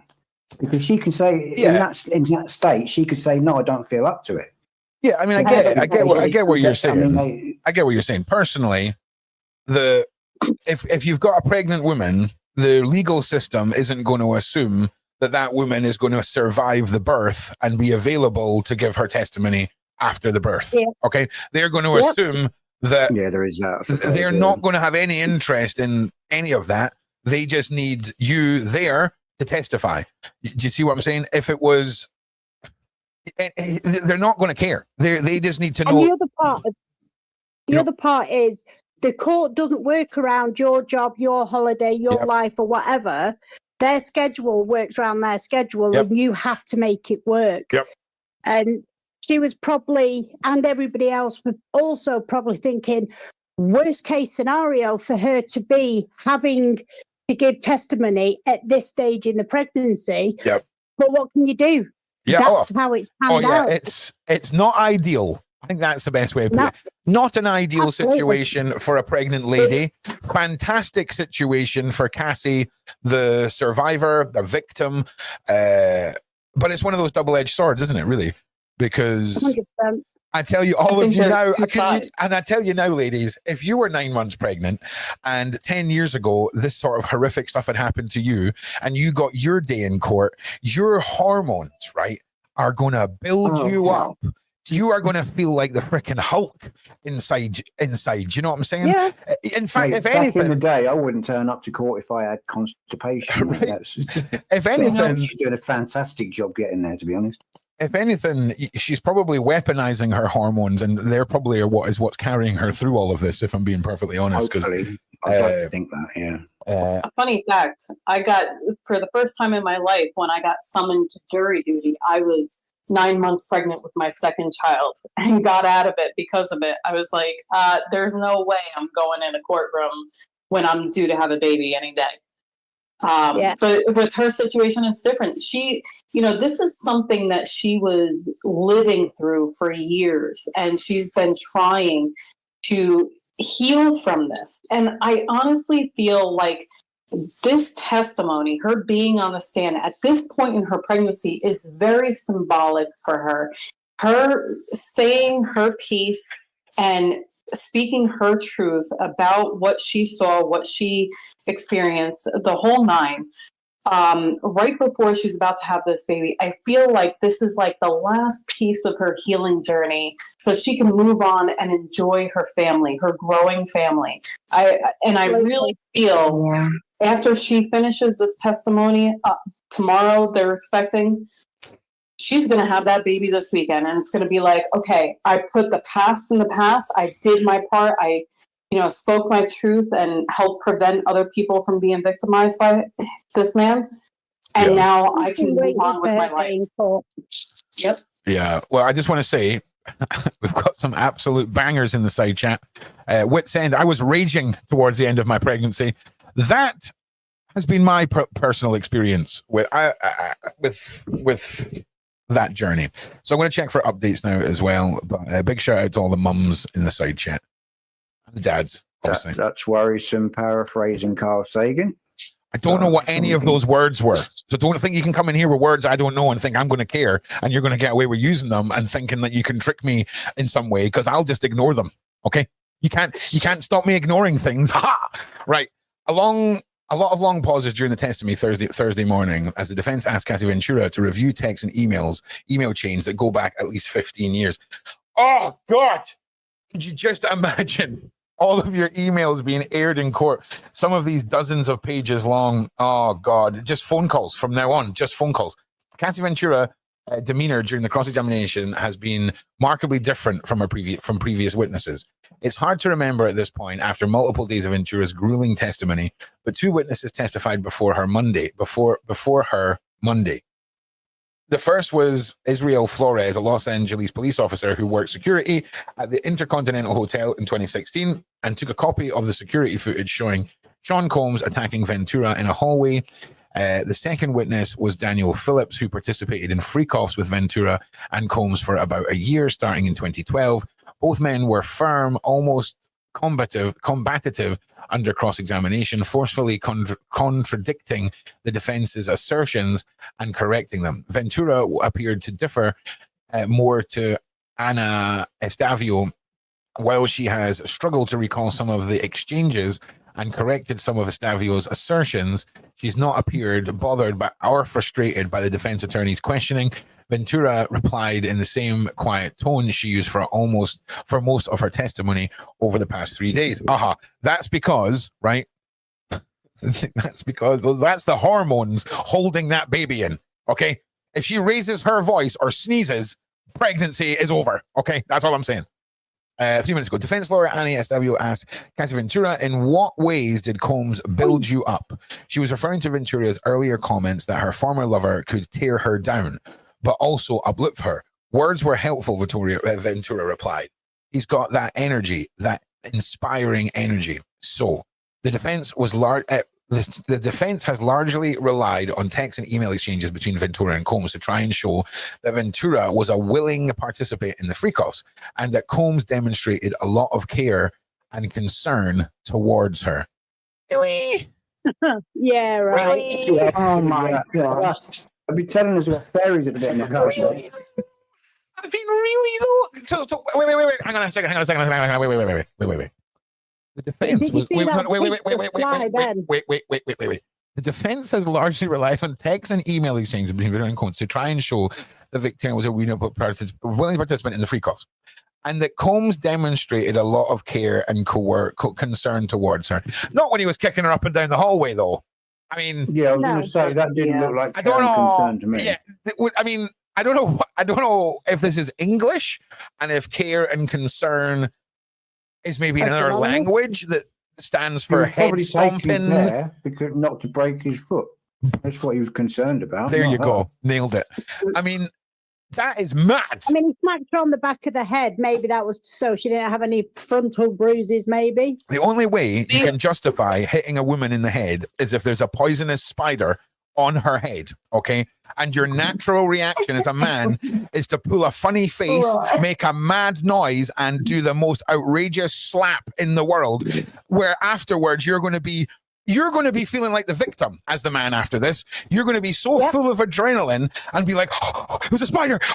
And she stood there going, oh my God, the crowds are gathering. And you're like, I did it. I'm a hero. Do you know what I'm saying? The only way, but even then, you're going to have some real detailed CCTV to get away with it. Okay. But it's warranted because you saved her life. Okay. But no one's going to believe you. No one's going to believe you. No one's going to believe you. When she got hurt by his hands, his security showed more care and concern for her than he did. When she had bruises on her face, he made her go stay at a hotel so his sons wouldn't see the bruises and told her to put makeup on. He didn't care about helping her, put ice on her face or anything like that. He just cared about what his kids would think if they saw what he did to her. Not even his kids. It was what the public would think. Also, they think that's care and concern. No, it's not. He got caught in the hallway. Imagine what he does behind closed doors. Exactly. Really? See you soon, Juliana. He was He didn't even care about his kids. to make sure this didn't find out. I'm disgusted with those security people. Oh, how can you work for somebody that behaves like that? I couldn't. I didn't give a shit how much you pay me. He does have a prior security guard who has been speaking up for quite some time about things that he witnessed going on, and that being why he left and stopped working for him. The spider He analogy. should say something. He should show up in I the would case. 100% you should be saying something. We may see his face. I would be surprised if he doesn't testify.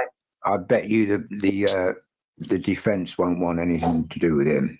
They'll go against him being on the stand. He's got no reason to lie.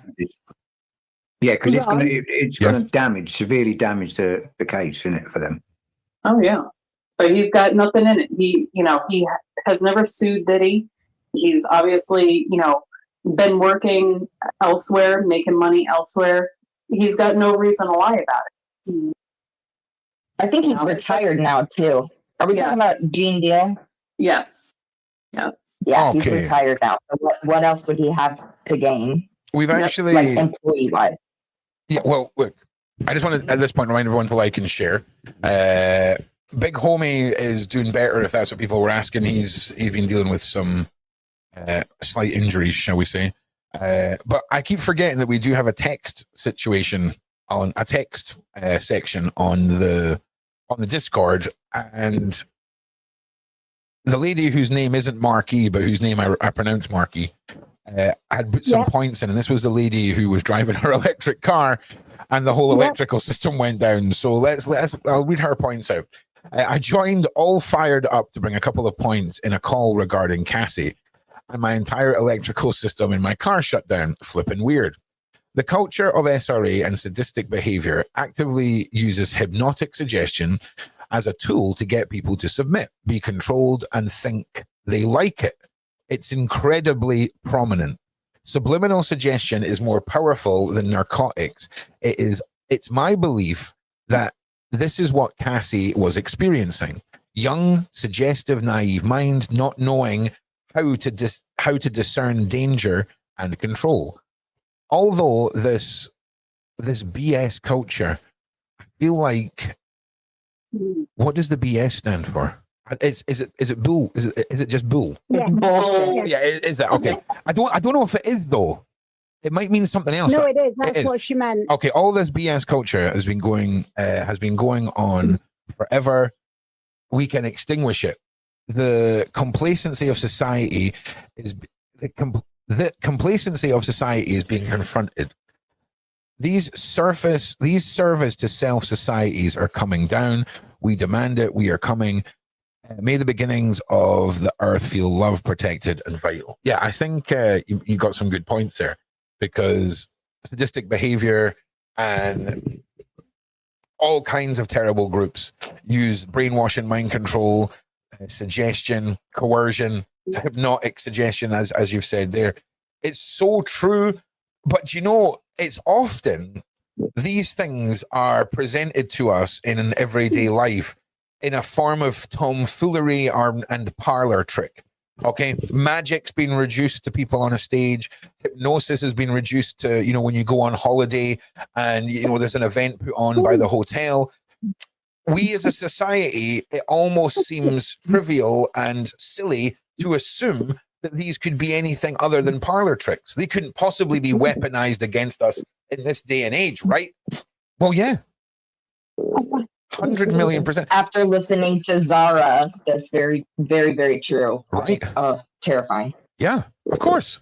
Also, Cheyenne, I'm going to mute you because I don't know who you're talking to in the background, but I always worry that somebody's the head of a gang and they start making plans for taking out another gang and they forgot that they've muted their mic, and then we're all at risk from both of the gangs after that.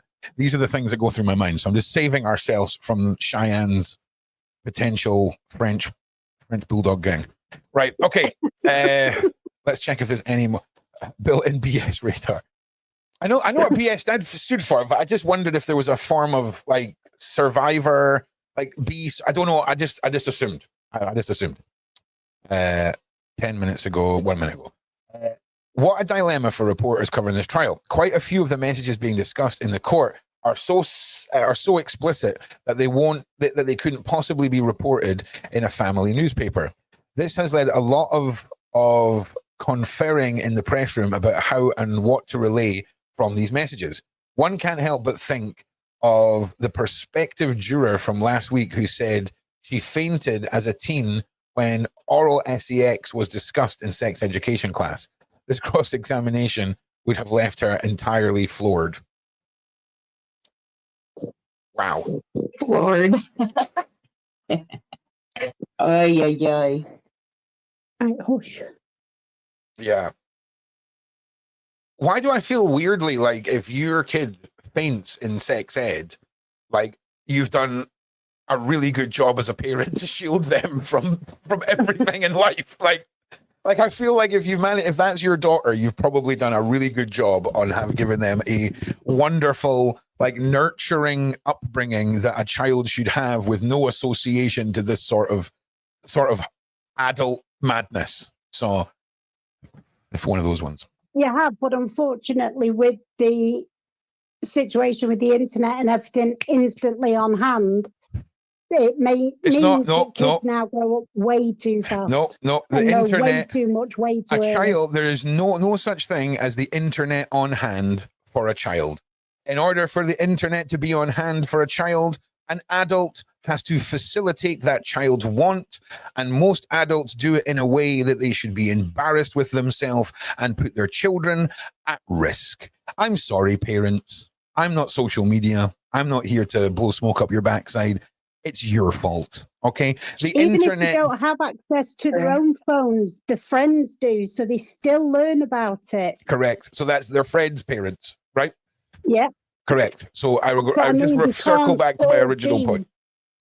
Hey, we can't all be expected to give a rat's ass about our kids. Come on. Yeah, but Ron, yeah. Can I just say something? Yeah. Maybe they should show all the bad stuff when when they're learning about sex education at school, Yeah. and show them things like that, which they'll be like, oh, I'm not going to do that. Yeah. No, see, for Because me, that's gonna happen. education that happens at school about sex and the internet and access to graphic material are so far from being a conversation that I see as being connected to each other. It's oh my god, I just knocked over a big I box just of thought stuff. if you got the visuals, if they see it, like pictures, that's it might kind of little deter them a little bit. So what we're saying you're is, thinking of a different type of photo. Because they might show pornography. Yeah, because it sounds a lot like what you're saying. We're talking about porn. Yeah, what did you think we were talking about? No, I didn't realise. I just thought that's okay. Okay, Pam. Education because we're talking about kids. Yeah, no, sorry, Pam. We're making a reference to kids being able to access harmful material, and Ron saying that it's all the parents' fault and not the kids' fault, because the kids are all. I was saying what Pam was saying. Yeah. And Ron, think that you could trust the educational system to show them maybe a caricature drawing, and that's what you're thinking in your brain because that makes sense. And then all of a sudden you're like, "What? What do you mean you saw a video on this?" You know what I mean? Exactly. Lord help those in high schools who have to, or whatever school, primary schools, high schools, whatever, the teachers that have to teach the modern children the birds and the bees. Like, good luck to all of you. Good luck to all of you. My 11-year-old just got taught that in school. He's in 5th grade, and recently they had the sex ed part of health class. Yeah. And essentially he described it to me as them explaining how babies are made. And, the video is more directed towards the anatomy of how that happens. Not so much about the, intimacy part. Our teacher made the mistake of putting a box in the classroom where if we had any questions we were too embarrassed to ask, we could write down and put them in the box. And my God, did we make her, we punished her so bad. And I don't even understand how a bunch of 12-year-olds could have had of the not, like, you can imagine the stupidity, you know what I mean, of the questions that were being put in here. And it was funny because she was like the youngest teacher she was the cool teacher in the school. Do you know what I mean? And it was too good. It was mortifying. I've got so many little snippets of that memory saved in my brain because they were so hilarious. Listen, we did too. Mine did the same, and my teacher that was teaching us sex ed was 9 months pregnant at the time, so she got it double barrel. Right. Like we had a whole class full of kids going, "We know what you did." Yeah, it's too funny. It's too funny. So they always. I wish the school would confer with the parents as to, to what extent and what amount of information they're going to share. Like, I know my son's school sent an email saying, "Hey, this is what we're going to do. Yeah. If you have an issue, please let us know." But, that was it. There was no, so I knew it was coming, but I didn't know, maybe that's the wrong word.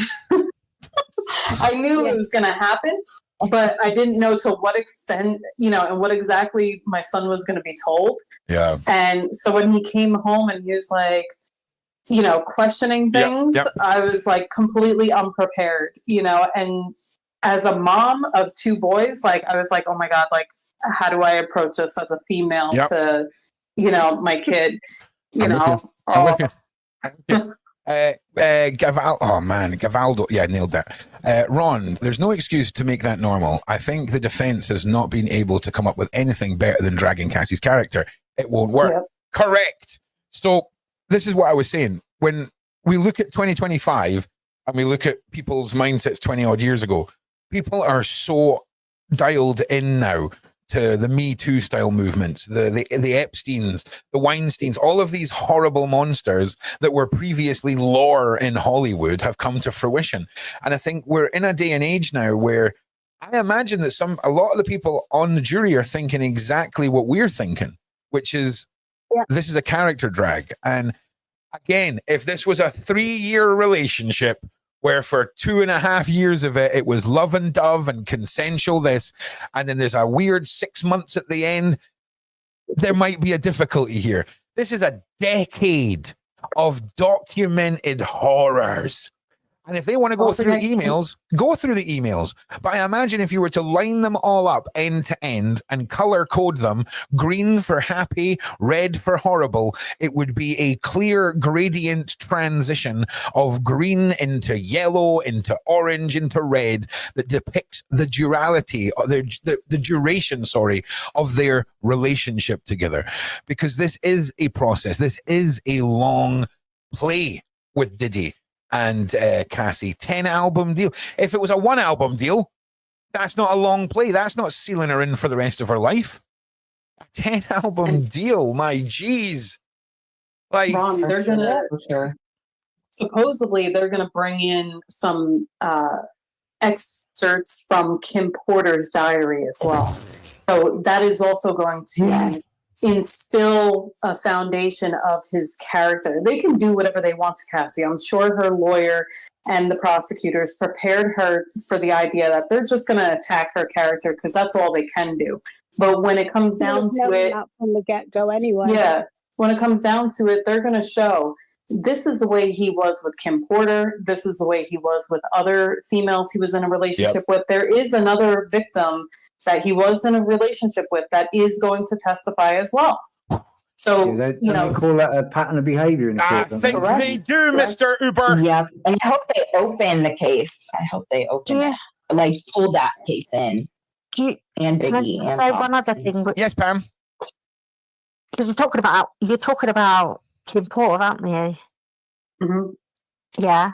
It's just because, remember, they'll be able to, like, see how he is towards women as well, and the control, because there was one time when he broke Kim's nose, didn't he, and then he ended up having to get somebody in to do a plastic surgery, and then have it healed before she was able to be seen again, he had his security bring Cassie to a sermon. Very concerning. That was Kim, Kim Porter. The side chat is on fire today. Behavior. She's had, Cassie's had 10 years, as has everybody else that has been in contact with Diddy, has had 10 years of seeing how he can control and manipulate people and situations. So she's going to know that he's going to be trying that, excuse me, with his team as well. And that she knows that he will throw absolutely everything and anything that he can at his team to throw at her, because what else has he got? He's backed into a corner. Well, the only thing he can do is come out fighting. That's how it works. Unlike, but then also remember, Kim knew a lot that was going on, and if she was still alive, that would, I think, her and Cassie would be enough, because they would have all the evidence with regards to Rico as well. Water from Mel and Kim, is that Kim? No. She's there's also she's his ex who died. I haven't kept up with this guy. Oh, forgot the word. She was unalive. Well, and I'll be sure it's going to be supposedly by him or his people. Oh, I remember something about that. So he was seeing that Kim before. He was married to her. Yeah, he was married. Right. Yeah, he was married. He wasn't married to her. I think they had 4 kids, didn't they? Yeah, I think it was three kids. 3. What happened? Did she die? 3 kids, and then one with another woman, and then one was Albie Shaw's son. All right, I'm gonna So she had pneumonia. She suddenly died of pneumonia. And then have a heart attack or something. Right, wait. They said pneumonia. We've got a big. She was healthy. We've got a big. And then all of a sudden, then all of a sudden she had pneumonia. Nothing suspicious about the track record. Nothing suspicious about the track record of pneumonia with P. Diddy. Now, just give me a second. We've got a big of a chunky boy update here. Defense lawyers generally have to strike a delicate balance during a cross-examination of SA accusers, which attorney Anna seems to be doing here so far with R&B artist Cassie Ventura. Since the Me Too, there has been a heightened awareness in court systems about the experiences of SA accusers, and it is generally seen as an unwise to be abrasive when confronting an alleged victim. You know, that's kind of what we just spoke about there, about people's mindsets in 2025. which is interesting that that's been mentioned. The strategy is often to tease out any contradictions without purposefully upsetting the witness, being firm but not too aggressive. However, during a former Hollywood mogul Harvey Weinstein's first an SA trial, the state and court in New York, one of the lawyers took an aggressive approach and sought to paint at least one witness as a money-hungry liar. Prior to the Me Too movement, which was spurred by dozens of public allegations of misconduct against then powerful Weinstein, it was much more common for the defense lawyers to work hard to disparage and degrade accusers in those types of cases in front of juries, making them appear to be promiscuous and likely to make up accusations was often the goal. That is mad, right? It's mad. It gets me so irate. But then every time I get irate, I then remember that, women lie and men lie. So I get it, but I don't. It's a very, when you get stuck in a paradox of your own thought process, where you come up with a conclusion that satisfies one half of your brain, and then the other half pipes up and it gets a conclusion, and then the other, and you just get stuck in repeat. And your brain's just arguing with it. It's my curse. In the legal profession, it is generally seen as an ill-advised to take it there. Now, Weinstein is currently being retried because of his first conviction was overturned by the state's highest court, which found that the prosecutors were improperly allowed to overwhelm the jury with testimony from outside accusers who were not part of the case. Interesting. Much has been discussed at Sean Diddy Combs' trial about how accusers should be treated and accommodated. Prosecutors argued that the freak-off photos and footage should be shown to the public gallery because in doing so should not be shown to the public gallery because doing so would serve to re-traumatize the accuser. Okay. Sean Combs' attorney is quite clearly trying to link aspects of Combs' behavior to substance use, asking Ventura how Combs would behave when on substances or withdrawing from them, and what his primary substance of choice was. Ventura said it was this stuff. When his lawyer asked if that was in relation to Freek-offs, Ventura said it was linked to his heavy partying in general. I mean, I'm not being funny. That surprises me that was his substance of choice. Okay, because he must be a real evil, twisted, dark soul if you can get off your nut on those substances, and that for some reason that's what turns you into the evil person. Like I it's just mad. I've seen that before, Ron. Well, it's a very, very rare thing. People behave like that. Do you know the science behind the substance, right? So they took MDMA and they gave it to monkeys, right? And they done brain scans of these monkeys. And the reason that you get the euphoric sense when you take these substances has nothing to do with the substance. That substance in particular that's on the screen, when it enters the brain, it ruptures nerve endings in your brain that carry certain dopamine and other blissful giving chemicals. Serotonin. Thank you. Big boy word. Serotonin. And when those rupture, it leaks into your brain and you feel brilliant, right? But when you take it excessively, and again, this is science, how science does it. So they gave these monkeys like a month's worth of this substance every day for like 3 months to see what would happen to the brain. And they've seen that continuous use of this substance has been linked to people who would have what used to be referred to as schizophrenic tendencies, right? Because if you have multiple nerve endings in your brain rupture, if you've only got 2 or 3, they tend to grow back to where they came from, right? But if you do it so often that so many of these little nerve endings rupture, they grow back into the wrong places and it's like taking a wire out from the wrong port, allegedly, according to science. And it fascinates me because if he's on this, if he's Diddy partying, let's say on average 3 consecutive days a week on average, right? That's a bucket load of this stuff. And I can understand how he's so disassociated from what he does, because his brain will, of course, it's not an excuse, by the way. And it's not a justification. No. It's just an interesting point about how that substance works. Ask Sean. He used to peddle it. Yeah, 100%. Leslie, it was the first word, not the second word. Even though the second word is actually the first word, it's just processed into what we know as the first word, which is a tablet. Yeah, if you know what I'm saying.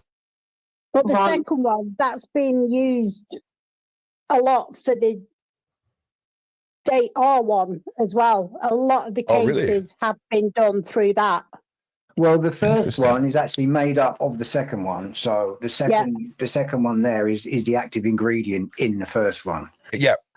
They also use a cheaper derivative, which is MDEA, which I can't even remember what that stands for. Yeah. But what it does is it opens the floodgates to things like dopamine, serotonin, oxytocin, and it just depletes you as well. This is why you have such a crash. Yeah. And that's why they say eat bananas afterwards, because of the potassium. And Also, what potassium does is there are potassium channels in the postsynaptic receptors that get used by these two substances. Right. I just want to say that Pearl. Pearl, I've been thinking that, and the fact that he hasn't, right, is the main concern that this whole case is going to fall apart for me. I'm not going to lie. Like, it's a big concern. Say that again, bud. Sorry. Basically, we're discussing that a lot of people are shocked that he's not been Epsteined, right? And the fact that he's not been Epsteined, and then when we go back in time, and there was that phone call between Diddy and his son about pizza boxes. Now you can say whether or not you think it's real or fake or whatever. A lot of places that have covered that phone call that you wouldn't expect to cover that phone call. And it makes me very concerned that we are all very dumb and we know nothing, and this is all going to fall apart, and we're all going to be wondering what the hell is going on. Like that. So if that happens, but also it's a whole cover. But D, are we also looking at? Oh well, we can't Epstein him because of the backlash about Epstein. No one bought that. So should we let him go to trial? And then once he's guilty, I figured it out. So you cannot Epstein. You cannot Epstein someone. No, let Ron cook. You cannot Epstein someone in 2025 who's not been convicted of something. Okay, if he's just sitting in jail, that's where they messed up. They should have villainized him and then made him, have a really, really massive poo that just took him out the game in prison. That's gross. That's really gross. Well, they're waiting to do that. They're waiting until he gets convicted, and then all of a sudden he suicides himself, and then we fast forward 3 years later, and we see photos of what looks like him on a beach somewhere. Right. I'm just going to go. Listen. I need to carry the microwave through from the kitchen to the living room to plug it in to the extension cord because there's no power in the kitchen to heat up the second coffee. I will be back in about 3 minutes. I want to say something. So going back to Kim Porter, for one, Diddy never got married to anybody. He was not married to Kim Porter. They had another on and off relationship, as we saw with Cassie, for 13 years. Correct. And she had a very similar experience. And right before she died, Kim Porter trusted Cassie and knew exactly what Cassie was going through. Kim Porter had a talk with Cassie. Coincidentally, very within days before her suddenly passing away. And it is suspected that Kim Porter was trying to tell Cassie how to leave. And shortly after she passed away, Cassie finally was able to officially walk away for good. It was as if, and there's a lot of talks about her diary being used to expose him. Can I just say, because that was I think that was more of the big deal, the fact that she was prepared to she was going to do a memoir and she was going to basically put everything that had happened to her on there. And I think that mostly motivated him more to kind of get rid of her in that sense. I shouldn't say that. I think we're going to legitimately. see some trials in the Yeah. future regarding people being offed. Yeah, I think they should nicely. reopen Yeah. the case. Because there's a lot of mysterious, sudden cases Too of many. fatal pneumonia. Let me tell you Cassie, something. are you from New York? Let me tell you something. Yeah. I was 33 years old and I had double bilateral pneumonia and was hospitalized. And here I am 7 years later, able to still survive and live.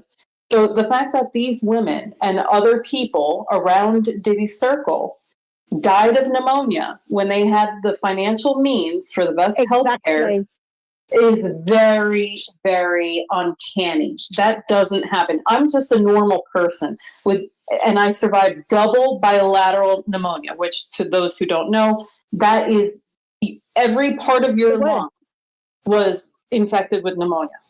Yep. I mean, so I don't believe that wasn't. And surgeons or whatever from wherever they want with the funds that they have. All right. If they wanted her to survive, there is absolutely no way a whole team wouldn't have been flown in to make sure that she survived. Exactly. Which is why it was more sus that she didn't. But there are whispers in the wind that this is all going to come out. But at the moment, I think they're dealing with one big thing first. Yes. But also, Kim had also given out different parts of her memoir to different people because she knew that if she put it in one place, he would get it. Yeah, even my grandfather and grandmother in their 80s. Didn't get it.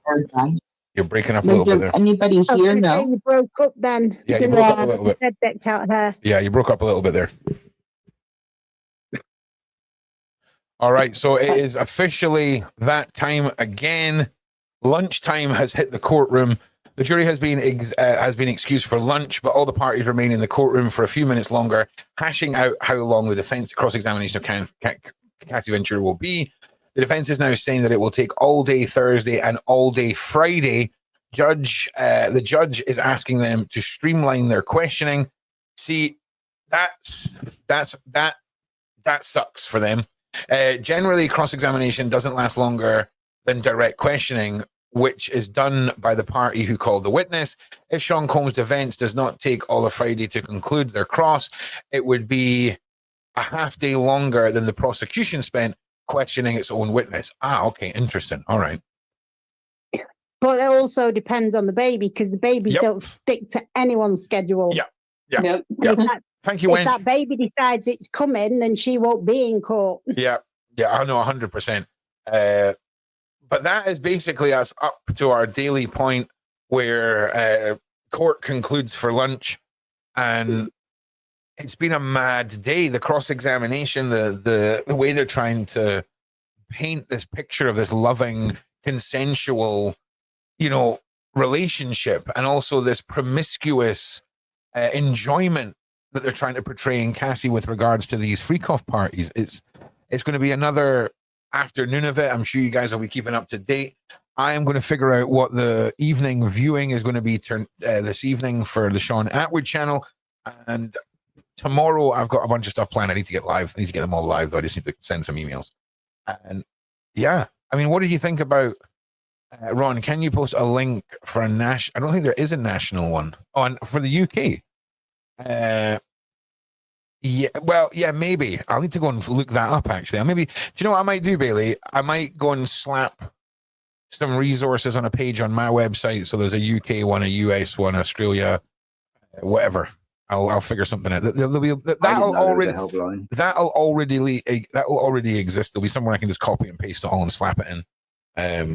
But I always get really like freaked out about posting something without looking into the website that I'm posting about. If that makes sense. I don't know why. There was a children's charity that used to work with these poor cancer kids. That a friend of mine was one of them. And it turned out the whole thing was a massive scam and they stole millions. And it just left this really weird taste in my mouth for not looking into places that say they help. Yeah, do your due diligence. Due diligence, that's the one. anyone can get scammed, unfortunately. Yeah. Even sometimes when you do diligence. Yeah, no, it's not so much worrying about the scamming. It's just you're never going to please everyone. So I'll figure something out and get that added. Yeah, for sure. No, I dare you to say that 3 times quickly. Do diligence. Yeah. Who are you asking that of? Everyone who said it, to do your due diligence. I'm not going to bother. Oh, Jefferson. Due diligence. Do you do diligence? Oh God! Right. Look, listen. You see where I'm going. Yeah. Let's leave it there. I would agree that there's definitely a lot of evidence, or whatever you want to call it, that points towards Diddy not being entirely innocent. I think we're going to see this case build and build. We'll see a lot of momentum take shape when you consider that the 2 other witnesses were both there for 1 day, and Cassie's been here since Tuesday now. We have to assume that when they're done with Cassie's part of this, things are going to amp up and escalate real fast, because if they've got as long as they need, and they can potentially bring in any one of these 190 names that was handed over to the jury, we've got to assume there's a lot of things coming that we aren't going to see coming. And I am here for the justice and to see all guilty parties pay for what they have done. I just want to say to the almost 800 people on Twitter, if you are watching on Twitter, please come across to the Sean Atwood channel. Make sure you like and subscribe over here on YouTube. If you want to contribute to something that is absolutely free that you can do to help out the Sean Atwood channel, is come and view our content on our primary platform, which is YouTube. It helps out way more than you think. Whatever your politics are with whatever platform, see it as something that you can do to wholeheartedly contribute to the building what we have here, and I'd really, really appreciate it. YouTube ain't going to help us, just like they ain't going to help keep, young ones particularly safe. And that goes for all social media. They certainly aren't going to be giving a rat's ass about helping us out. In fact, you come here, they boot you off. So any help that you can give us would be great. Make sure you like and subscribe. Make sure you share this where you can. If you've seen the link go up, there is a link in the description for the Discord. That is the first stage to get into the community. That is the the call-in server. And then we have a public server as well. You can get a link for inside of that server. It's been a really, really good day. Thank you to the mods. Thank you to my awesome Discord panel. Thank you to Coffee. Thank you to Sugar. You're awesome. And without you, we would not get through these 4-hour live streams.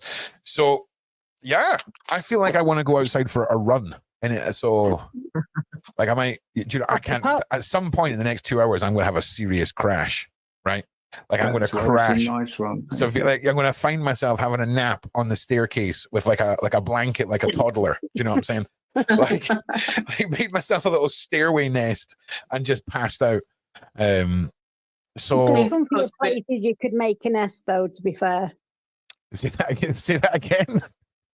There's comfier places that you could make a nest in, though. To be fair, yeah, totally. But but you never. In fact, you know what? We're not going to go into your weird nest making process, Ron. We don't have. No one wants to hear it. But yeah, thank you for all of you for being here and showing support. And again, if I could ask you, if you guys are on Twitter, if tomorrow you would grace me with your presence on YouTube, it would be muchly appreciated. And thank you all. Thank you all for being awesome. And we'll see you all in the next one. Stay tuned to the Sean Atwood channel for what exactly is happening this evening. And yeah, you'll know as soon as I know. So thank you so much for being here. Thank you to my wonderful Discord panel. Thank you to everyone who's contributed today. And we'll see you all in the next one. Much love. Thanks. Peace out.